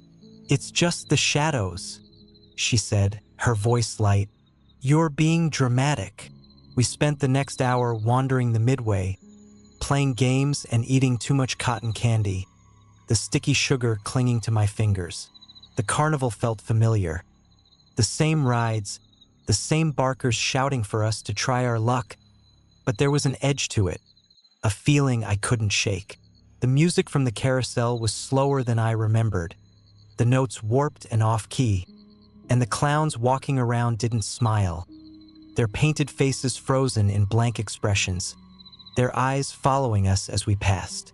Around 9 p.m., Lila wanted to try the funhouse, a maze of mirrors and flashing lights at the far end of the lot, near the woods. I wasn't a fan of funhouses, too claustrophobic, too disorienting, but she begged, tugging on my arm until I gave in. The entrance was a gaping clown mouth, its teeth chipped and yellowed, and the air inside smelled like mildew and stale candy. The worker at the door, a woman with a tired face and a cigarette dangling from her lips, handed us our tickets without looking up. "Stay on the path," she muttered, her voice gravelly. "Don't wander." The funhouse was a labyrinth of narrow hallways, the walls painted with garish colors, the mirrors distorting our reflections into stretched, twisted versions of ourselves. Strobe lights flashed, making it hard to see, and canned laughter echoed through the speakers, shrill and unending. Lila was ahead of me, giggling as she turned corners, her reflection bouncing from mirror to mirror, but I felt uneasy, the laughter sounding more like screams the deeper we went. The air grew colder, the mildew smell stronger, and I swore I heard footsteps behind us, heavy and deliberate. But when I looked back, there was nothing, just my own warped reflection staring back at me. We reached a fork in the maze, one path leading left, the other right, both marked with arrows pointing in opposite directions. "Which way?" I asked, my voice echoing off the mirrors. Lila shrugged, her reflection grinning back at me, and picked the left path. I followed, but the hallway seemed to stretch on forever, the mirrors multiplying, my reflection splitting into dozens of versions of myself, each one slightly different. My eyes too wide, my mouth too small, my hands too long. The laughter grew louder, the footsteps closer, and I felt a chill crawl up my spine. "Lila," I called, my voice shaking. "We need to get out of here." But when I turned to her, she was gone. The hallway was empty, her reflection nowhere in the mirrors. Just me, surrounded by distorted versions of myself. I shouted her name, my voice bouncing off the walls, but there was no answer. Just the laughter, the footsteps, and a new sound, a low hum, like a voice chanting something I couldn't understand. I ran, the mirrors blurring past me, my reflections watching with unblinking eyes, their mouths moving in sync with the chant. I turned a corner and stumbled into a larger room, the walls covered in mirrors, the floor painted black, reflecting the strobe lights like stars. In the center was a single mirror, taller than the others, its frame carved with strange symbols I didn't recognize. I saw myself in it, but it wasn't just me. There was something else standing behind me, a tall, thin figure with no face, just a blank void where a face should have been, and two glowing points for eyes, white and unblinking, staring straight through me. I screamed, spinning around, but there was nothing there. Just the mirrors, the laughter, the chant growing louder. "Look, look, look." The figure appeared in every reflection now, closer each time, its long arms reaching out, its head tilting at an unnatural angle. I ran, slamming into mirrors, my hands leaving smudges on the glass, until I found an exit. A small door marked with a faded exit sign. I pushed through, the night air hitting me like a wave, and stumbled into the lot, my breath coming in ragged gasps. Lila was waiting outside, her face pale, her eyes wide. "Where were you?" she whispered, grabbing my arm. I tried to explain, the words tumbling out, the mirrors, the figure, the chant, but she just shook her head. "I got out right after the first hallway," she said. "You were in there for almost an hour." I checked my watch, 10:03 p.m. It had felt like minutes, not an hour. I looked back at the funhouse, its clown mouth entrance dark now, the lights off, the worker gone. We left the carnival right after that, walking home in silence, the music and laughter fading behind us. Lila didn't want to talk about it, and I didn't push her, but I could tell she'd seen something too. Her hands shook the whole way home, her eyes darting to the woods like she expected something to follow us. I tried to look up the carnival online the next day, but there was nothing. No website, no reviews, just a few old forum posts about a midnight fair that appeared in small towns, always near the woods, always leaving behind stories of people going missing. The carnival was gone by morning, the lot empty, the grass flattened where the tents had been. I never went back, never even drove past that part of town again. But I still see it sometimes, in my dreams, in reflections, that faceless figure with glowing eyes, standing just behind me, its long arms reaching out. I hear the chant, "Look, look, look," faint and distant, like it's calling me back to the funhouse. I avoid mirrors now, keep them covered at night, and I never go to carnivals, no matter how much I used to love them. I don't know what was in that funhouse, what wanted me to look, but I know it's still out there, waiting for me to find it again. My parents' house had always been a bit of a time capsule, full of old furniture, faded wallpaper, and knickknacks they'd inherited from my grandparents. I grew up there in a small town where nothing much ever happened, and I loved exploring the house as a kid, especially the attic. It was a dusty, cluttered space with slanted ceilings, boxes of old photos, and random junk my family couldn't bear to throw out. When I moved back home after college to save money while I looked for a job, I found myself drawn to the attic again, looking for distractions. That's when I found the radio and when everything started to go wrong. It was a Saturday afternoon in early November, the air chilly and the sky a dull gray outside. I was rummaging through a pile of boxes in the attic looking for some old books I'd loved as a kid when I spotted it, an antique radio, the kind with big dials and a wooden case, its varnish cracked and peeling.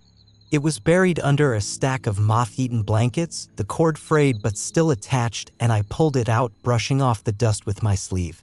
The thing looked ancient, probably from the 1940s, with a faded label on the side that read "Majestic" in cursive script. I figured my grandpa must have used it to listen to baseball games or big band music back in the day. I brought it downstairs to my room, setting it on my desk next to my laptop. My parents were out for the day, running errands, so the house was quiet, the only sound the faint creak of the radiator in the hall. I plugged the radio in, half expecting it to be dead after all these years, but to my surprise, the tubes inside glowed faintly, a soft orange light flickering to life. I turned the dial, the static crackling through the speaker, and waited for a station to come through. At first, there was nothing, just white noise, the hiss and pop of an empty signal, but then I heard it. A voice, faint and distorted, cutting through the static. "Can you hear me?" the voice said, low and gravelly, like it was coming from underwater. I froze, my hand on the dial, and listened. The static surged, then cleared, and the voice came again. "I know you're there," it said, clearer this time, the words slow and deliberate. My stomach twisted, and I turned the dial again, hoping to find a music station, something normal, but the voice followed, growing louder, more insistent. "Don't turn it off," it said, and I swore I heard a faint laugh, cold and hollow, buried in the static. I yanked the plug from the wall, the radio going silent, the orange glow fading from the tubes. My heart was pounding, my hands clammy, and I sat there, staring at the thing like it might come back to life on its own. I told myself it was just a prank, some late-night radio show messing with listeners, but deep down, I knew it wasn't that. The voice had sounded too real, too close, like it was speaking directly to me. I shoved the radio under my bed, out of sight, and tried to forget about it, focusing on my laptop instead, scrolling through job listings to distract myself. But that night, I heard it again. I was in bed, the room dark except for the faint glow of my phone screen, when the static started, soft at first, barely audible, coming from under the bed. I sat up, my breath catching, and listened. The radio wasn't plugged in, I knew it wasn't, but the static grew louder, crackling through the speaker, and then the voice came through, the same one as before. "You shouldn't have turned it off," it said, its tone sharp now, almost angry. "I can still see you." I scrambled out of bed, my hands shaking as I pulled the radio out from under the mattress. The tubes were glowing again, the orange light casting eerie shadows on the floor, even though there was no power cord connected. I grabbed the radio, my fingers fumbling with the dials, but the static wouldn't stop, the voice growing louder, more insistent. "You can't hide," it said, and I heard that laugh again, colder this time, echoing in my ears like it was inside my head. I ran to the garage, the radio under my arm, my bare feet slapping against the cold floor. I found a hammer in my dad's toolbox, my hands trembling as I smashed the radio to pieces. The wood splintering, the tubes shattering with a sharp pop. The static stopped, the voice silenced, and I stood there, panting, surrounded by the broken fragments, the garage silent except for the hum of the fridge in the corner. I swept up the pieces, dumped them in the trash outside, and went back to bed, telling myself it was over. But it wasn't. The next night, I heard the static again, not from the radio, but from the walls, the ceiling, the air itself, a low crackle that seemed to come from everywhere and nowhere. I was in the living room, watching TV with my parents when it started, faint at first, but growing louder, more distinct. My parents didn't seem to hear it, they just kept watching their show, laughing at the sitcom's canned laughter, but I couldn't ignore it. The voice came through again, whispering now, "I'm still here," followed by that hollow laugh, the sound slithering into my ears like smoke. I stood up, my heart racing, and went to my room hoping to escape it, but the static followed me, the voice growing clearer with every step. "You can't break me," it said, and I swore I felt a cold breath on the back of my neck, even though I was alone. I turned on every light in the house, the bulbs buzzing faintly, and sat on my bed, my knees pulled to my chest, listening as the voice chanted my name, over and over, each syllable dripping with malice. Around 3 a.m. I heard a new sound, a soft thump, like something heavy hitting the floor, coming from the attic. I didn't want to go up there, didn't want to know what it was, but the voice wouldn't stop, the static wouldn't stop, and I felt like I was losing my mind.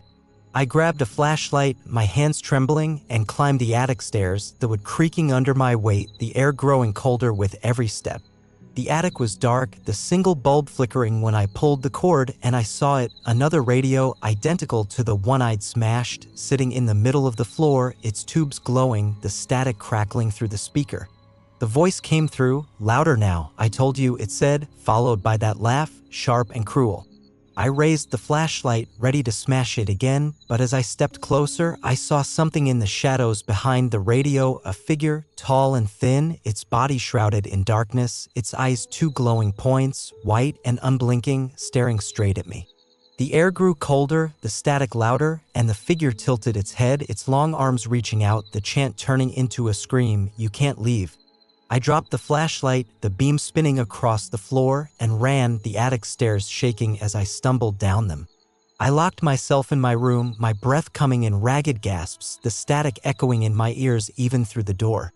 The voice didn't stop, it kept chanting my name, the scream fading into a whisper, "I'll always find you." I didn't sleep that night, didn't dare, just sat there, the lamp on, waiting for the sun to come up. The next day, I moved out. I didn't tell my parents why, just said I'd found a place closer to a potential job, but I think they knew something was wrong. They saw the way I flinched at every noise, the way I kept looking at the attic door. I'm in a new apartment now, a modern place with bright lights and no attic, no old junk to haunt me. But I still hear it sometimes, that static, faint and distant, crackling through the walls, and the voice whispering my name, laughing that hollow laugh. I don't listen to the radio anymore, don't even keep one in the house, but I know it's still out there, waiting for me to turn the dial again, and I'm terrified that one day I won't be able to resist. I'd been driving for hours, trying to outrun the weight of a breakup that had left me hollow. My girlfriend of 3 years had packed her things and left a week ago, and I couldn't stand the silence of my apartment, so I threw a bag in my car and hit the road, no destination in mind, just the open highway, the hum of the engine, and the hope that distance might dull the ache in my chest. It was a little past 2 a.m. when I realized I hadn't eaten since lunch, my stomach growling loud enough to compete with the soft rock playlist streaming through my speakers. The highway stretched on, a ribbon of asphalt cutting through fields and patches of forest, the sky a deep, starless black except for a thin sliver of moon casting a pale glow over the landscape. That's when I saw the diner, a small, neon-lit building at a crossroads, its sign flickering with the words "Open 24/7" in buzzing red letters that seemed to pulse like a heartbeat. It looked out of place, a relic from another era plopped down in the middle of nowhere, surrounded by nothing but empty fields and a narrow dirt road that branched off into the dark. I hadn't seen another car for miles, and the sight of the diner felt like a lifeline, a chance to stretch my legs and fill my stomach. I pulled into the gravel lot, my tires crunching over the stones, and parked under the sign, the only car in sight. The neon glow bathed my dashboard in red, and I noticed my phone screen, no signal, the bars replaced with a no service message. I shrugged it off, I was in the middle of nowhere, after all. The bell above the door jingled as I stepped inside, the sound sharp in the stillness. The diner looked like it hadn't been touched since the 1950s, black and white checkered floors, red vinyl booths with cracked seats, a counter lined with stools that wobbled on uneven legs. A jukebox in the corner played a scratchy old song, the kind of slow, mournful tune you'd hear in a black and white movie, the lyrics too distorted to make out but heavy with a sadness that seeped into the air. The place smelled like burnt coffee, grease, and something else, something damp and earthy like wet soil after a storm. The fluorescent lights buzzed overhead, casting a harsh yellow glow that made the shadows in the corners seem darker, sharper. There was no one at the counter, no waitresses wiping down tables, no cook flipping burgers through the kitchen window, but I heard a faint clatter of dishes from the back, a metallic clank that echoed through the empty space. I figured someone was around, maybe cleaning up, so I slid into a booth near the window, the vinyl creaking under me, the seat cold against my jeans.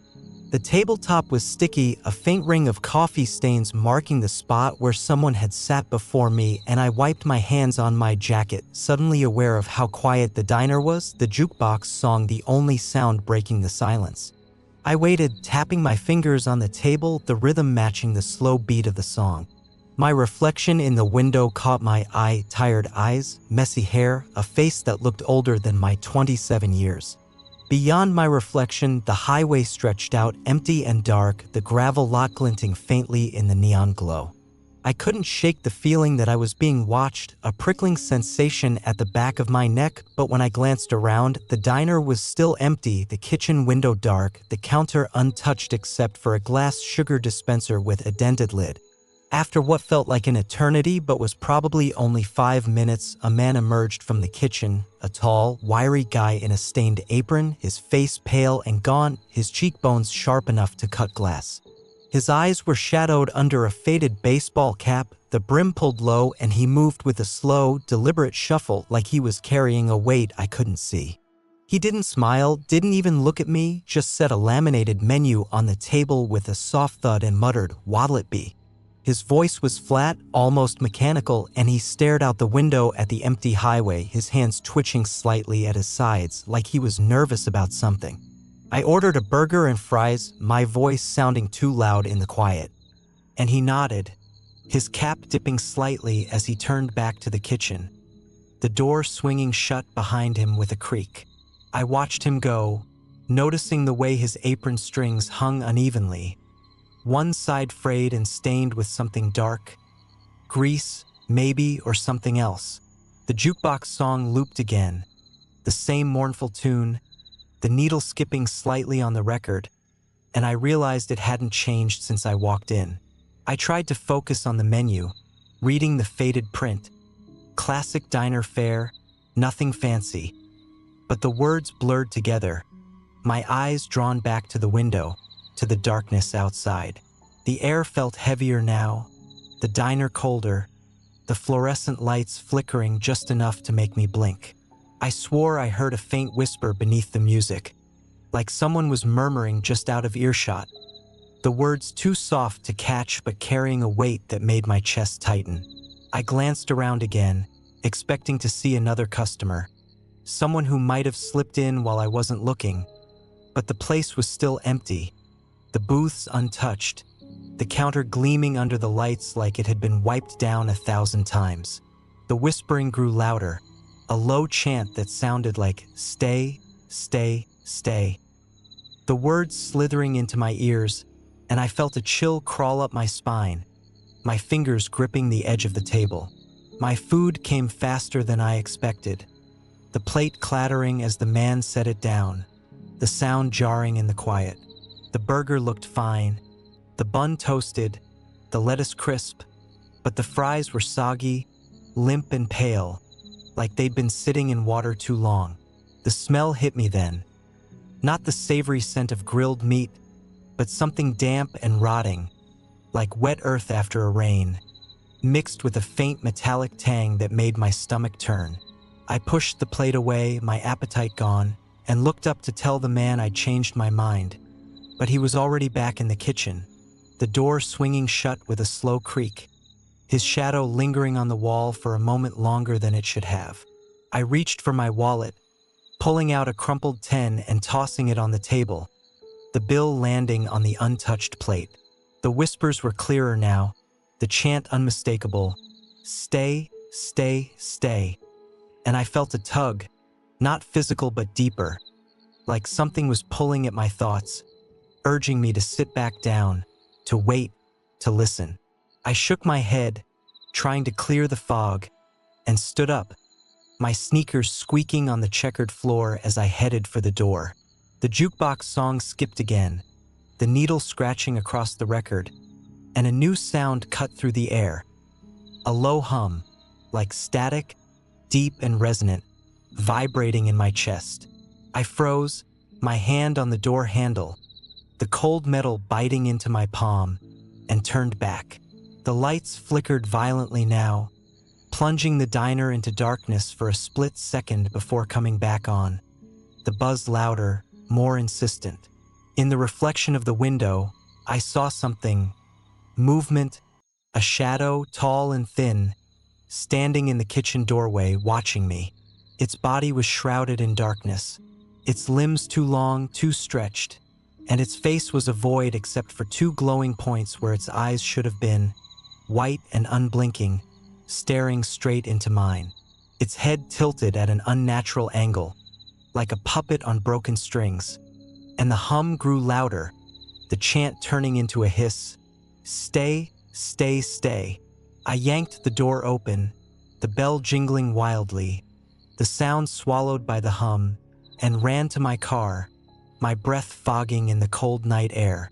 The gravel crunched under my feet, the neon sign casting my shadow long and distorted across the lot, and I fumbled with my keys, my hands shaking so badly I dropped them, the metal clattering against the stones. I glanced back at the diner, and the shadow was closer now, standing in the doorway, its long arms reaching out, the lights inside flickering like a strobe, illuminating its faceless form in flashes. The hum was deafening, the chant a scream in my ears. Stay, stay, stay. And I felt that tug again, stronger now, like invisible hands pulling me back. I snatched the keys from the ground, my fingers scraping against the gravel, and jumped into the car, slamming the door shut and locking it with a click. The shadow took a step forward, its movements jerky, unnatural, and I saw its hand, or what passed for a hand, long and claw-like, with too many fingers, press against the diner's window, the glass cracking under its touch, the fractures glowing faintly, like they were lit from within. I turned the key, the engine roaring to life, and floored it, the tires spinning as I peeled out of the lot, the gravel spraying behind me like a hailstorm. I didn't look in the rearview mirror, didn't dare, just kept my eyes on the highway, the yellow lines blurring past as I sped away. The hum faded, the chant growing fainter, but it didn't stop, not completely, it lingered, a whisper in the back of my mind, stay, stay, stay, as I drove through the night, the sky still black, the moon a thin crescent above. I didn't stop for hours, not until the sun started to rise, painting the horizon a pale pink, the light chasing away the shadows. I pulled into a gas station, my hands still trembling, my shirt damp with sweat, and sat there, the engine idling, trying to catch my breath. When I finally calmed down enough to think, I tried to look up the diner online, my phone signal back now that I was closer to civilization. But there was nothing, no reviews, no map marker, no mention of a diner at that crossroads. I dug deeper, scrolling through old forum posts, and found a few scattered threads about a crossroads diner that appeared and disappeared, always at night, always at the same intersection, with stories of people who stopped there and never came back. One post, dated 10 years ago, described a shadow with glowing eyes, a chant that wouldn't stop, and a man who looked like he hadn't slept in decades. The poster said they'd escaped, but they still heard the chant, still saw the shadow in their dreams. I don't take that highway anymore, sticking to main roads, even if it adds hours to my trips. I sold the car a few months later. I couldn't stand the way it smelled after that night, a faint whiff of damp earth and metal that wouldn't go away, no matter how much I cleaned it. I moved to a new apartment, a bright, modern place with lots of windows, but I keep the curtains closed at night, the lights on, afraid of what I might see in the reflections. I still hear the chant sometimes, stay, stay, stay, faint and distant, like it's coming from the shadows outside, calling me back to that diner, to that crossroads. I dream of the neon sign, flickering in the dark, and the shadow with glowing eyes, waiting for me to return. I don't know what it was, what it wanted, but I'm terrified that one day I'll find myself on that highway again, and this time I won't be able to leave. There was a playground in my neighborhood that I used to love as a kid, a small park with a rusty swing set, a slide with chipped paint, and a sandbox that was always full of stray leaves. It was tucked behind a row of houses, surrounded by a chain-link fence, the grass patchy and worn from years of use. The place held so many memories, racing my friends to the top of the slide, the creak of the swings as we tried to go higher, the way the sun felt on my face during endless summer days. But I hadn't been there in years, not since I started high school and outgrew the simple joys of a playground. That is, until one sleepless night last spring when I found myself drawn back to it, a decision I've regretted ever since. It was just past midnight and I couldn't sleep. My room felt stifling, the air heavy with the scent of spring rain that had fallen earlier that evening. I'd been tossing and turning for hours, my mind racing with worries about work, bills, and a fight I'd had with my sister earlier that day. I needed to clear my head, so I slipped on a hoodie and sneakers, grabbed my keys, and stepped out into the night. The streets were quiet except for the occasional bark of a dog in the distance, the air cool and damp, smelling of wet grass and dew. The street lamps cast a faint orange glow over the pavement, their light flickering slightly as I walked, my shadow stretching long and thin behind me. I didn't have a destination in mind, just let my feet carry me through the familiar streets of my childhood neighborhood. Before I knew it, I was standing at the edge of the playground, the chain-link fence glinting faintly in the street lamp's glow. The park looked smaller than I remembered, the slide shorter, the swings rustier, but there was something comforting about it, a piece of my past untouched by time. I pushed open the gate, the hinges squeaking loudly in the silence, and stepped inside, my sneakers crunching on the gravel path. I sat on a bench near the sandbox, though it splintered and cold under me, and took a deep breath, letting the quiet wash over me. The playground was dark, the street lamp at the corner casting a faint orange glow over the swings, their chains creaking softly in the breeze. The slide stood at the far end, its chipped paint peeling in long strips, and the sandbox was a shadowed square, the sand littered with leaves and twigs. I watched the empty park, my breath fogging in front of me, and for a moment it felt peaceful, a quiet moment in the middle of a restless night. I closed my eyes, listening to the sounds of the night, the rustle of leaves in the trees, the distant hum of a car on the main road, the soft creak of the swings swaying gently. Then I heard it, a faint giggle, high-pitched and childlike, coming from the slide. I froze, my eyes snapping open, my heart skipping a beat. I scanned the playground, squinting into the shadows, but there was no one there, no kids, no parents, just the empty swings and the sandbox, the shadows stretching long across the grass.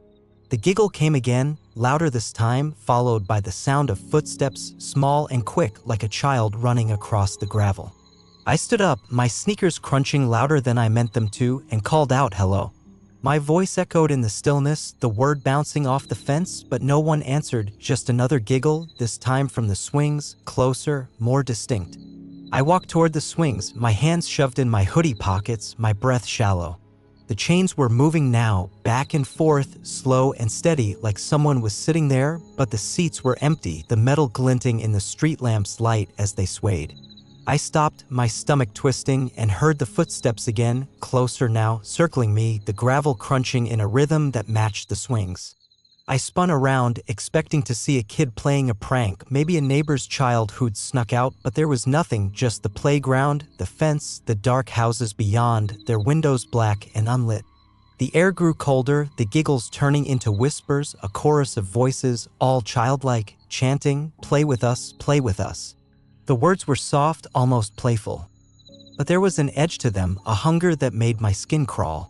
I felt a tug on my hoodie, sharp and sudden, like a small hand pulling me toward the sandbox, but when I looked down, there was nothing there, just my shadow, stretched and distorted on the ground, the street lamp's light flickering more violently now. The whispers grew louder, the footsteps faster, and I saw them, shadows in the dark, small and quick, darting between the slide and the swings, their shapes blurred but unmistakable, their eyes glowing, tiny white points that blinked in and out like stars. My heart pounded, my breath coming in short gasps, and I backed away, my sneakers slipping on the gravel. The shadows moved closer, their whispers turning into a chant, play with us, the words echoing in my ears, overlapping until they were a wall of sound. I felt another tug, stronger this time, on my sleeve, and then another on the hem of my hoodie, like multiple hands grabbing at me, pulling me toward the sandbox. I stumbled, catching myself on the bench, and saw something in the sand, a shape, small and hunched, its glowing eyes staring up at me, its mouth open in a silent giggle, revealing rows of sharp, needle-like teeth. I screamed, the sound raw in my throat, and ran, the whispers following me. Play with us, the tugs on my hoodie stronger now, like hands trying to hold me back, to drag me into the sandbox. The shadows darted around me, their glowing eyes everywhere, their giggles turning into shrieks, high and piercing, like a chorus of broken toys.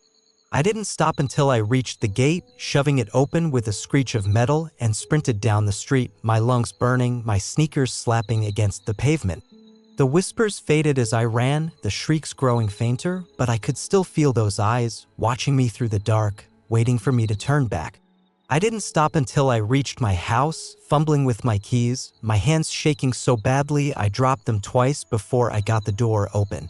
I slammed it shut behind me, locking it with a click, and leaned against the wall, my breath ragged, my chest heaving. The house was silent, the night outside still, but I could still hear the echoes of those whispers, play with us, faint and distant, like they were calling me back to the playground. I didn't sleep that night, didn't dare, just sat on the couch with every light on, the TV playing some late-night infomercial to drown out the silence, waiting for the sun to come up. The next day, I went back to the playground, not because I wanted to, but because I dropped my keys in my panic, and I needed them. It was daylight now, the park bathed in the soft morning sun, the swings still, the slide empty, the sandbox just a pile of sand and leaves. I found my keys near the bench, half buried in the gravel, and as I bent to pick them up, I saw something in the sand, small footprints, too many to count, circling the sandbox, their edges sharp, like they'd been made just moments before. I ran again, not looking back, and didn't stop until I was home, the door locked behind me. A few months later, the city tore down the playground, replacing it with a parking lot, the asphalt smooth and black, erasing any trace of the swings, the slide, the sandbox. But I still hear those whispers sometimes, play with us, faint and childlike, coming from the shadows outside my window, especially on quiet nights when the air smells of rain. I don't walk at night anymore, don't even go near that part of the neighborhood, even in the daytime. I keep the curtains closed, the lights on, and I never answer when I hear those giggles, but I'm terrified that one day I'll find myself back at that playground, and this time I won't be able to run. I was on a business trip, staying at a budget hotel in a small city I'd never visited before. It was a last-minute booking, chosen because it was close to the conference center where I'd be spending the next 2 days, and I didn't need anything fancy, just a place to sleep. The hotel was old, a 5-story building with a faded sign out front, the lobby smelling of mildew and cheap air freshener, the carpets threadbare and stained. The receptionist, a bored woman with chipped nail polish, handed me my key card without a smile, muttering, "Room 512, 5th floor," before turning back to her phone. I didn't think much of it, just grabbed my suitcase, rode the creaky elevator up, and found my room at the end of a dimly lit hallway. Room 512 was small and dated, with a lumpy bed covered in a scratchy comforter, a desk with a chipped corner, and a single window overlooking the street below. The wallpaper was peeling at the edges, a faded floral pattern that might have been cheerful once, and the air smelled faintly of dust and cigarette smoke, even though it was a non-smoking room. I dropped my suitcase by the bed, changed into pajamas, and collapsed onto the mattress, the springs creaking under my weight. The hum of the city outside, distant traffic, a siren wailing somewhere far off, lulled me to sleep, and I figured I'd be fine for the night. I was wrong. I woke up around 3 a.m., my mouth dry, the room dark except for the faint glow of streetlights filtering through the thin curtains. I reached for the water bottle on the nightstand, my movements sluggish, still half asleep, but as I sat up, I heard it, a soft tapping, like fingernails on glass, coming from the window. I froze, my hand hovering over the bottle, and listened. Tap, tap, tap, slow and deliberate, like someone was trying to get my attention. My heart started to race, a cold sweat prickling at the back of my neck, and I turned toward the window, squinting into the darkness. The tapping continued, steady and rhythmic, and I forced myself to get out of bed, my bare feet cold against the carpet. I approached the window cautiously, my breath shallow, and pulled the curtain aside just an inch. The street below was empty, the street lamp directly outside casting a harsh yellow glow over the pavement, the shadows of parked cars stretching long and still. I was on the 5th floor. There was no balcony, no fire escape, nothing for anyone to stand on. But the tapping didn't stop, and I swore I saw movement in the glass, a flicker of something dark, just beyond my reflection. I let the curtain fall back, my hands trembling, and stepped away, telling myself it was nothing, maybe a branch brushing against the window in the wind. But there were no trees outside, no wind, and the tapping grew louder, more insistent. Tap, tap, tap, like it was angry I'd ignored it. I turned on the bedside lamp, the bulb flickering before casting a weak glow over the room, and checked the window again, this time pulling the curtain all the way back. That's when I saw it. Handprints on the glass, small and smeared, like a child's, but on the outside of the 5th floor window, their edges glowing faintly, as if lit from within. I stumbled back, my breath catching in my throat, and the tapping turned into a scratching, a high-pitched screech that sent a shiver down my spine. The handprints seemed to multiply, spreading across the glass, overlapping until the window was covered in them. The glow brighter now, a sickly green that pulsed like a heartbeat. I grabbed my phone from the nightstand, my hands shaking as I tried to call the front desk, but the screen was frozen. The time stuck at 3:03 a.m., even though I knew minutes had passed. The scratching stopped, replaced by a low hum, like a voice chanting something I couldn't understand, coming from just beyond the window. I backed toward the door, my heart pounding, and that's when I noticed the mirror above the desk. It was reflecting the window, but not the handprints. Instead, I saw a figure, tall and thin, standing outside, its body pressed against the glass, its face a blank void except for 2 glowing eyes, white and unblinking, staring straight at me. Its arms were too long, its fingers splayed against the window, leaving new handprints as it moved, its head tilting at an unnatural angle, like it was trying to see inside. I screamed, the sound raw and desperate, and ran for the door, fumbling with the handle, my hands slick with sweat. The hum grew louder, the chant clearer now, a single word repeated over and over. Look, look, look. I didn't look.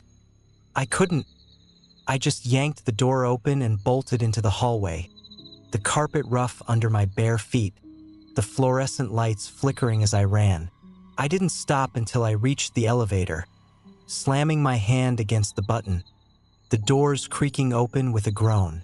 I stumbled inside, pressing the button for the lobby, my breath coming in ragged gasps as the doors closed, shutting out the hum, the chant, the glow.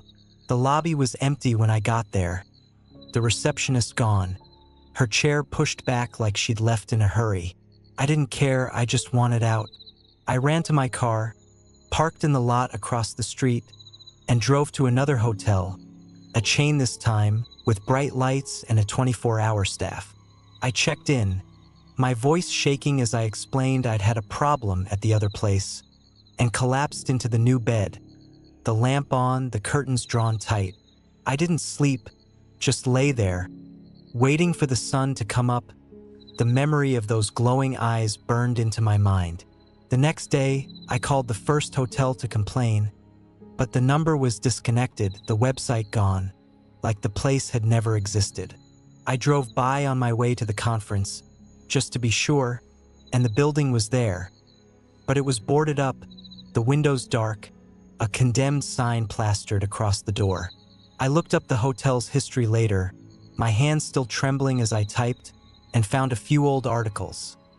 A fire in the 1980s, a child who died on the 5th floor, stories of guests hearing tapping, seeing handprints, a figure at the window. The hotel had been shut down years ago, but somehow I'd checked in, I'd stayed, I'd seen. I finished the conference, but I haven't traveled for work since. I stick to virtual meetings even if it means missing out on opportunities because I can't risk staying in another hotel, can't risk hearing that tapping again. I still hear it sometimes, late at night, when the house is quiet, tap, tap, tap, faint and distant, like it's coming from the window, and the chant, "Look, look, look," whispering in my ears. I keep the curtains closed, the lights on, and I never look outside after dark. I don't know what was in that room, what wanted me to look, but I know it's still out there, waiting for me to see it again. My friends and I decided to rent a cabin for a weekend getaway, a chance to unplug and reconnect after a hectic year. There were 4 of us, me, my best friend Tara, her boyfriend Jake, and our coworker Nate, who was always up for an adventure. We found the cabin online, a rustic little place in the mountains, surrounded by pine trees and a small lake, promising seclusion and serenity. The pictures showed a cozy interior with a stone fireplace, a wraparound porch, and a view of the water that looked like something out of a postcard. It seemed perfect, so we booked it for a long weekend in late September, packed our bags, and drove up, the city fading behind us as the road wound through the forest. We arrived in the late afternoon, the sun low in the sky, casting long shadows through the trees. The cabin was exactly as advertised, wooden walls weathered by time, a slanted roof with a brick chimney, and a porch with a creaky swing that swayed gently in the breeze. The air smelled of pine and damp earth, the lake a glassy expanse just beyond the tree line, its surface reflecting the fading light. We unpacked quickly, laughing and joking as we claimed our rooms. Me and Tara in one, Jake and Nate in the other, before starting a fire in the fireplace, the crackle of the logs filling the cabin with warmth. The first night was great. We cooked hot dogs over the fire, played cards at the rickety kitchen table, and drank a little too much cheap wine, our voices echoing off the wooden walls. The cabin felt cozy, safe, a bubble of light and laughter in the middle of the dark forest. We went to bed around midnight, the fire dying down to embers, the lake outside shimmering under a half moon. I fell asleep to the sound of crickets and the occasional hoot of an owl, Tara's soft breathing beside me, and I thought to myself that this was exactly what I needed. I woke up a few hours later, the room pitch black, the air colder than it should have been. I glanced at my phone, 2:47 a.m., and noticed the fire had gone out completely, the cabin silent except for a faint creaking, like the house was settling. I pulled the blanket tighter around me, trying to go back to sleep, but then I heard it. A low thump, like something heavy hitting the porch outside, followed by a slow, deliberate scrape, like wood dragging across wood. I sat up, my heart racing, and listened, straining to hear over the sound of my own breathing.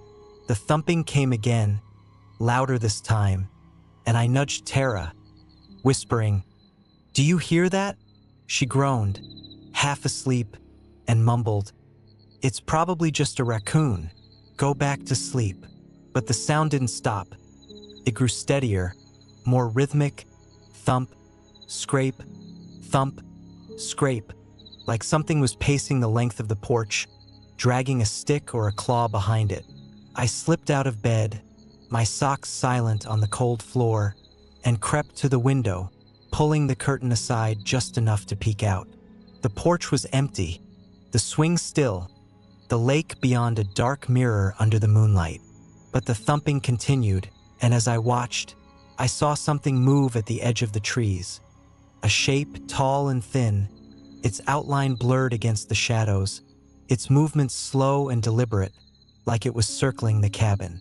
I couldn't see its face, just the faint glow of 2 white points where its eyes should have been, unblinking, fixed on the cabin. My stomach dropped, my breath fogging the glass, and I let the curtain fall back, stumbling away from the window. I woke Tara again, my voice shaking as I told her what I'd seen, but she just rolled her eyes, sitting up with a sigh. "You're imagining things," she said, but I could hear the uncertainty in her voice. She got up, pulling on her hoodie, and we crept to the living room, where Jake and Nate were still asleep on the fold-out couch, their snores loud in the quiet. The thumping was louder out here, the scraping more distinct, and Tara froze, her hand on my arm, her eyes wide. "Okay," she whispered. "That's not a raccoon." We woke the guys, our voices hushed but urgent, and Jake grabbed a flashlight from his bag, flicking it on with a click. The beam cut through the darkness, illuminating the living room in harsh white light, but it didn't make me feel any better. Nate, still groggy, muttered something about it being a bear, but Jake shook his head, his jaw tight. "Bears don't drag things like that," he said, and I could see the fear in his eyes mirroring my own. The thumping stopped for a moment, the silence heavy, oppressive, and then it started again, this time from the roof. Thump, scrape, thump, scrape, like whatever it was had climbed up there. Jake pointed the flashlight at the ceiling, the beam trembling slightly, and we all held our breath, listening as the sound moved across the roof, slow and deliberate, toward the chimney. The air grew colder, the smell of pine replaced by something sharp, like ozone and rot, and I heard a new sound, a low hum, like a voice chanting, coming from the fireplace.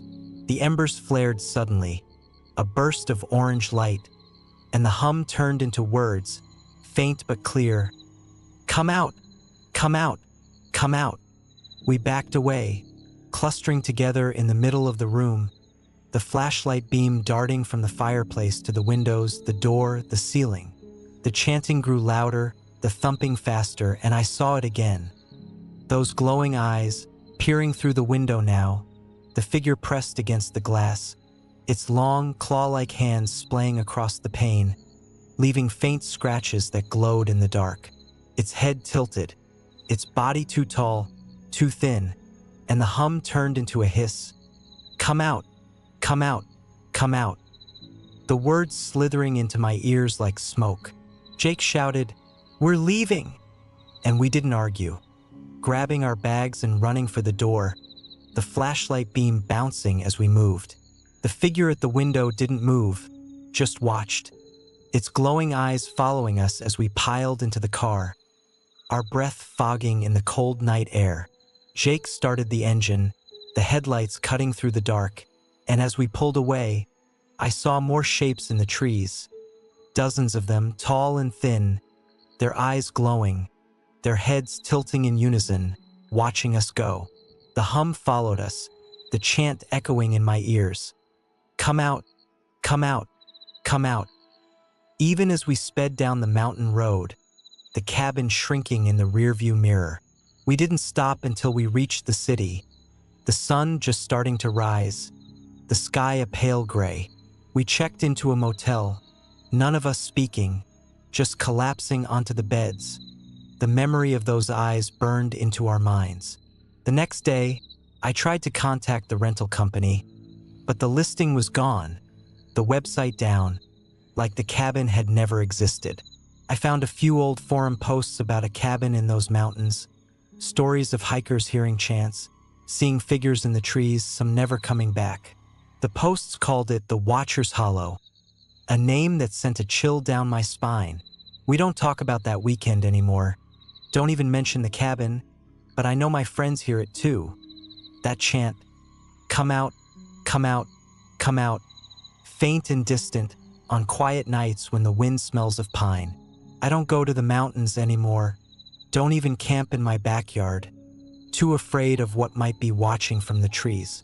I keep my windows locked, the curtains drawn, and I never answer when I hear that hum, but I'm terrified that one day I'll find myself back in those woods, and this time I won't be able to leave. I've always had a soft spot for antique shops, those little havens of history where every object seems to whisper a story of its past. There's something magical about the smell of old wood, the creak of floorboards underfoot, the way the light catches on tarnished silver or faded porcelain, revealing a glimpse of a bygone era. I'd spend hours in them as a teenager, dragging my mom along on weekends, hunting for treasures, a cracked teacup, a brass key with no lock, a book with handwritten notes in the margins. So when I found myself with a free Saturday afternoon in the city, the rain pattering softly against my umbrella as I wandered downtown, I couldn't resist the pull of a small shop I'd never noticed before, tucked away in a narrow alley off the main street. The alley was dim, the buildings on either side looming tall and gray, their brick facades stained with years of weather and neglect. The shop's window was cluttered with dusty relics, a jumble of objects that seemed to spill over each other in a chaotic display, a tarnished silver candelabra with melted wax still clinging to its arms, a porcelain doll with a cracked face. Its one remaining glass eye staring blankly ahead, and a tall, ornate mirror with a gilded frame, its glass cloudy but still catching the dim light of the overcast sky. The sign above the door was faded, the paint peeling, the letters barely legible, curios and relics, but it was enough to draw me in, the promise of hidden stories too tempting to ignore. The bell above the door jingled as I stepped inside, the sound sharp in the stillness, echoing off the walls of the cramped space. The air was heavy with the scent of aged paper, polish, and something mustier, like damp fabric left too long in a forgotten corner. The shop was a labyrinth of shelves and tables, piled high with books, clocks, jewelry, and oddities I couldn't name, glass bottles with faded labels, a taxidermy bird with one wing askew, a music box that looked like it hadn't played in decades. The lighting was dim, a few bare bulbs hanging from the ceiling on frayed cords casting long shadows across the cluttered space, the glow flickering slightly as if the electricity couldn't quite decide if it wanted to stay on. There was no one at the counter, just a small brass bell with a sign that read "Ring for Service" in a looping, old-fashioned script. I heard faint footsteps from the back of the shop, slow and shuffling, like someone was moving through the aisles, their steps deliberate, almost cautious. I called out a soft, "Hello," but there was no answer, just the footsteps pausing for a moment before resuming, the sound fading deeper into the shadows.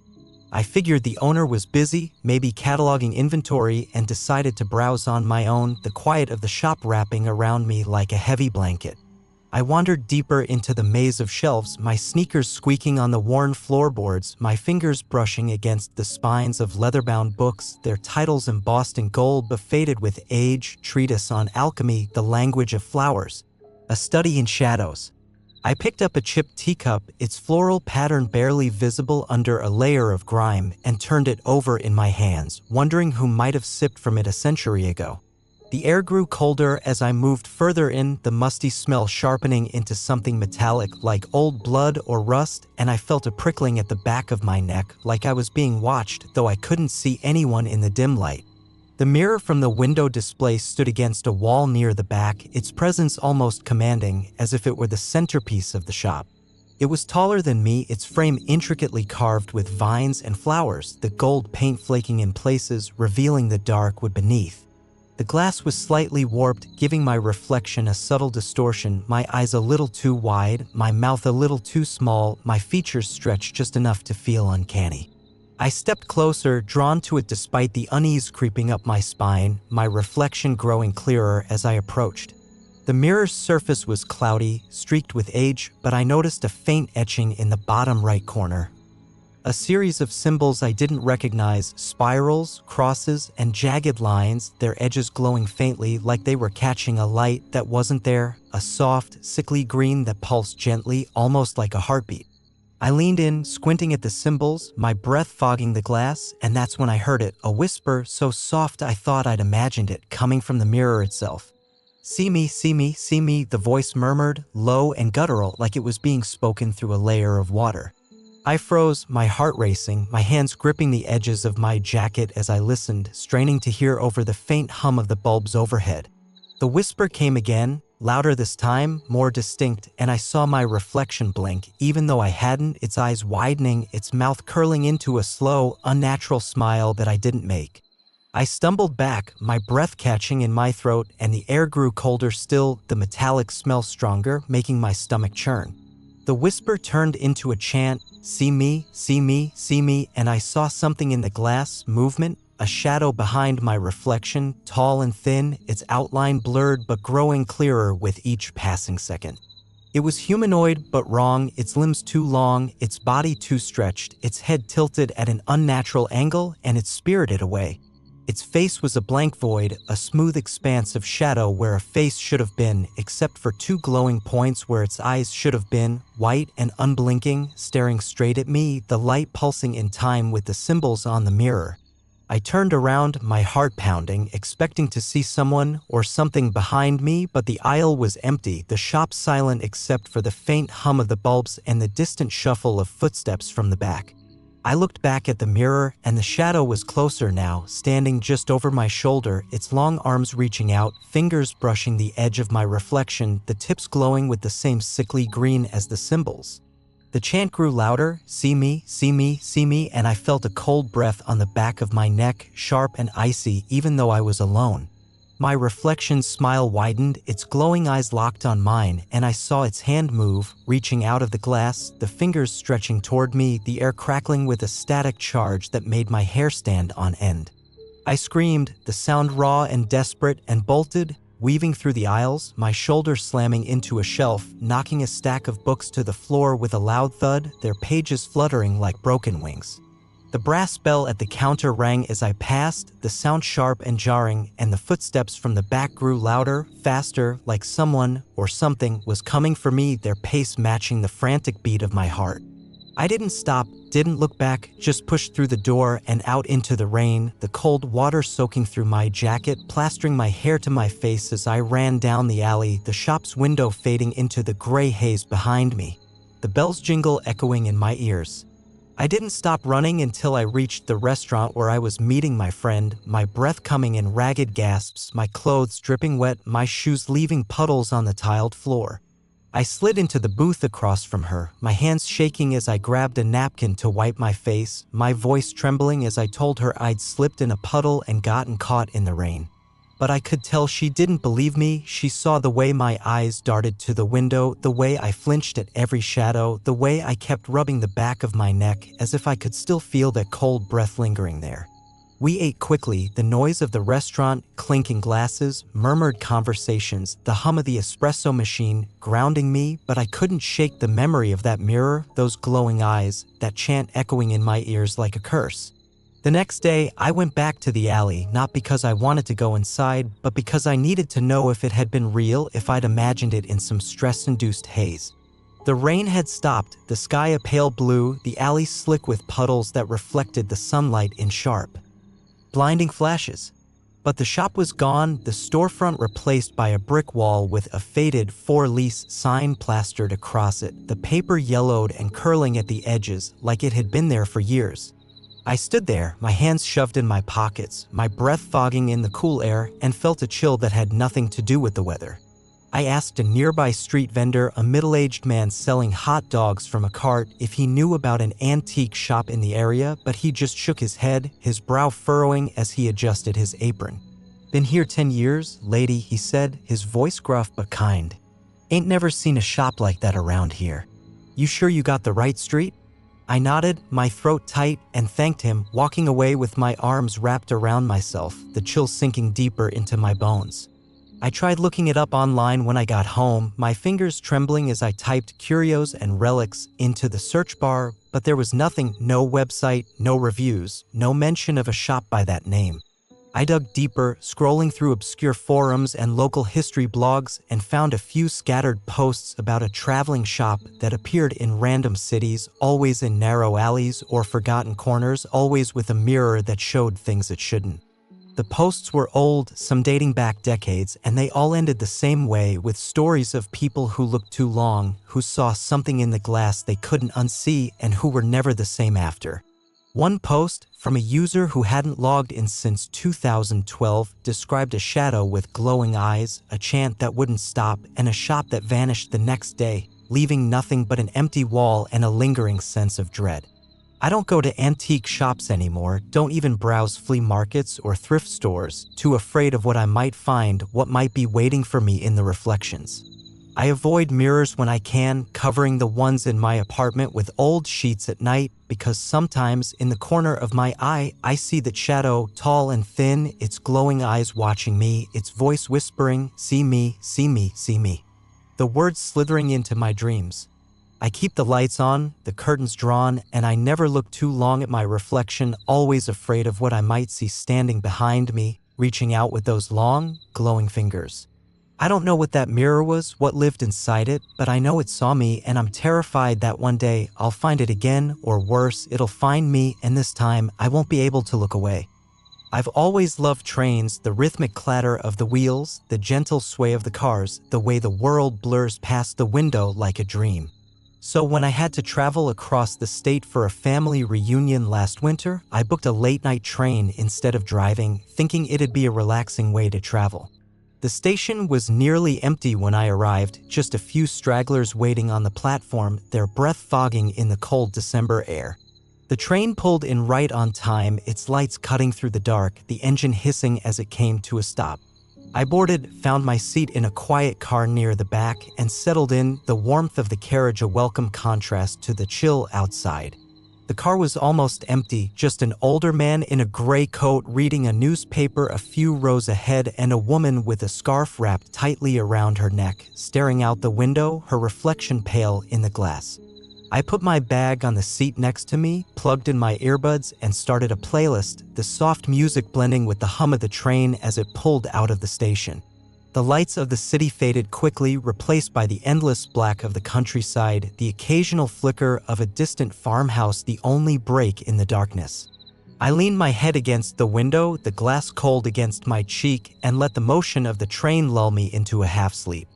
I don't know how long I'd been dozing when I felt it, a sudden jolt, like the train had hit something, the carriage shuddering hard enough to make me sit up, my earbuds falling out. The lights flickered, plunging the car into darkness for a moment before coming back on, the hum of the engine replaced by a low, grinding noise that sent a shiver down my spine. The older man looked up from his newspaper, his brow furrowed, and the woman turned from the window, her eyes wide, her scarf slipping to reveal a thin, pale neck. "What was that?" she whispered, her voice trembling, but before anyone could answer, the train jolted again, harder this time, the lights flickering violently. I gripped the armrest, my heart racing, and looked out the window, expecting to see something on the tracks, a fallen tree, maybe, or an animal, but there was nothing, just the endless dark, the glass reflecting my own worried face. The train slowed, the grinding noise growing louder, and then it stopped, the carriage lurching to a halt with a groan of metal. The lights went out completely, leaving us in pitch black, the silence heavy, suffocating, broken only by the faint sound of the wind outside, whistling through the cracks in the windows. I fumbled for my phone, turning on the flashlight, the beam cutting through the darkness, illuminating the car in stark white light. The older man was clutching his newspaper, his knuckles white, and the woman was pressed against the window, her breath fogging the glass, her hands trembling as she whispered something to herself, too soft to hear. I stood up, my legs shaky, and called out, "Hello? Is there a conductor?" My voice echoed in the stillness, but there was no answer, just the wind, growing louder, carrying a faint hum, like a voice chanting in the distance. The hum grew clearer, forming words, "Get off, get off, get off," and I felt a chill that had nothing to do with the cold, the air in the car growing heavier, the smell of metal and oil replaced by something sharp, like decay. I shone my flashlight down the aisle, toward the door at the end of the car, and that's when I saw it. A figure, tall and thin, standing just beyond the door, its body shrouded in shadow, its eyes two glowing points, white and unblinking, staring straight at me. Its head tilted, its movements jerky, like a puppet on broken strings, and the hum turned into a hiss, "Get off, get off, get off," the words slithering into my ears. I stumbled back, my flashlight beam trembling, and the figure moved closer, pressing against the glass door, its long fingers splaying across the surface, leaving faint scratches that glowed in the dark. The woman screamed, a sharp, desperate sound, and the older man dropped his newspaper, his hands shaking as he muttered, "We shouldn't be here." The train jolted again. The lights flickering back on, and the figure was gone, the door empty, the scratches still glowing, pulsing like a heartbeat. I grabbed my bag, my hands slick with sweat, and ran for the other end of the car, the woman and the man following close behind, their footsteps loud in the silence. We reached the door to the next car, yanking it open, the cold air hitting us like a wave as we stumbled into the connecting passage.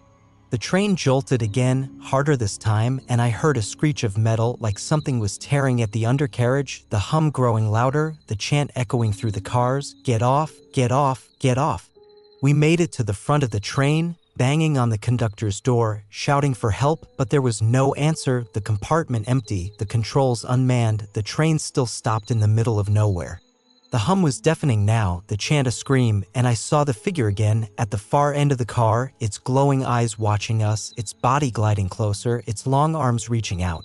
The woman sobbed, the man prayed, and I pushed them toward the emergency exit, my hands shaking as I pulled the lever, the door sliding open with a groan.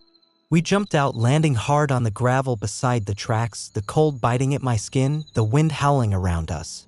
The train jolted again, the lights flickering on and off, and I saw more figures in the windows, dozens of them, tall and thin, their glowing eyes staring out, their heads tilting in unison, watching us as we ran into the dark, the chant following us, "Get off! Get off! Get off!" Even as we stumbled through the fields, the train fading into the distance. We didn't stop until we reached a small town, the sun just starting to rise, the sky a pale pink. We flagged down a truck driver, our voices hoarse as we explained what had happened, but he just shook his head, saying there hadn't been a train on that line in years, not since a derailment in the 1970s when a late-night train had crashed, killing everyone on board. I looked up the incident later, my hands trembling as I read about the passengers who'd reported seeing figures in the dark, hearing chants before the crash. The articles called it a ghost train, a legend that appeared on cold winter nights, always stopping, always chanting, always watching. I don't take trains anymore, don't even like being near tracks, the sound of a distant whistle enough to make my heart race. I still hear that chant sometimes, "Get off, get off, get off," faint and distant on quiet nights when the wind howls and I see those glowing eyes in my dreams watching me from the shadows. I keep my windows locked, the curtains drawn, and I never travel after dark, but I'm terrified that one day I'll find myself on that train again, and this time I won't be able to get off.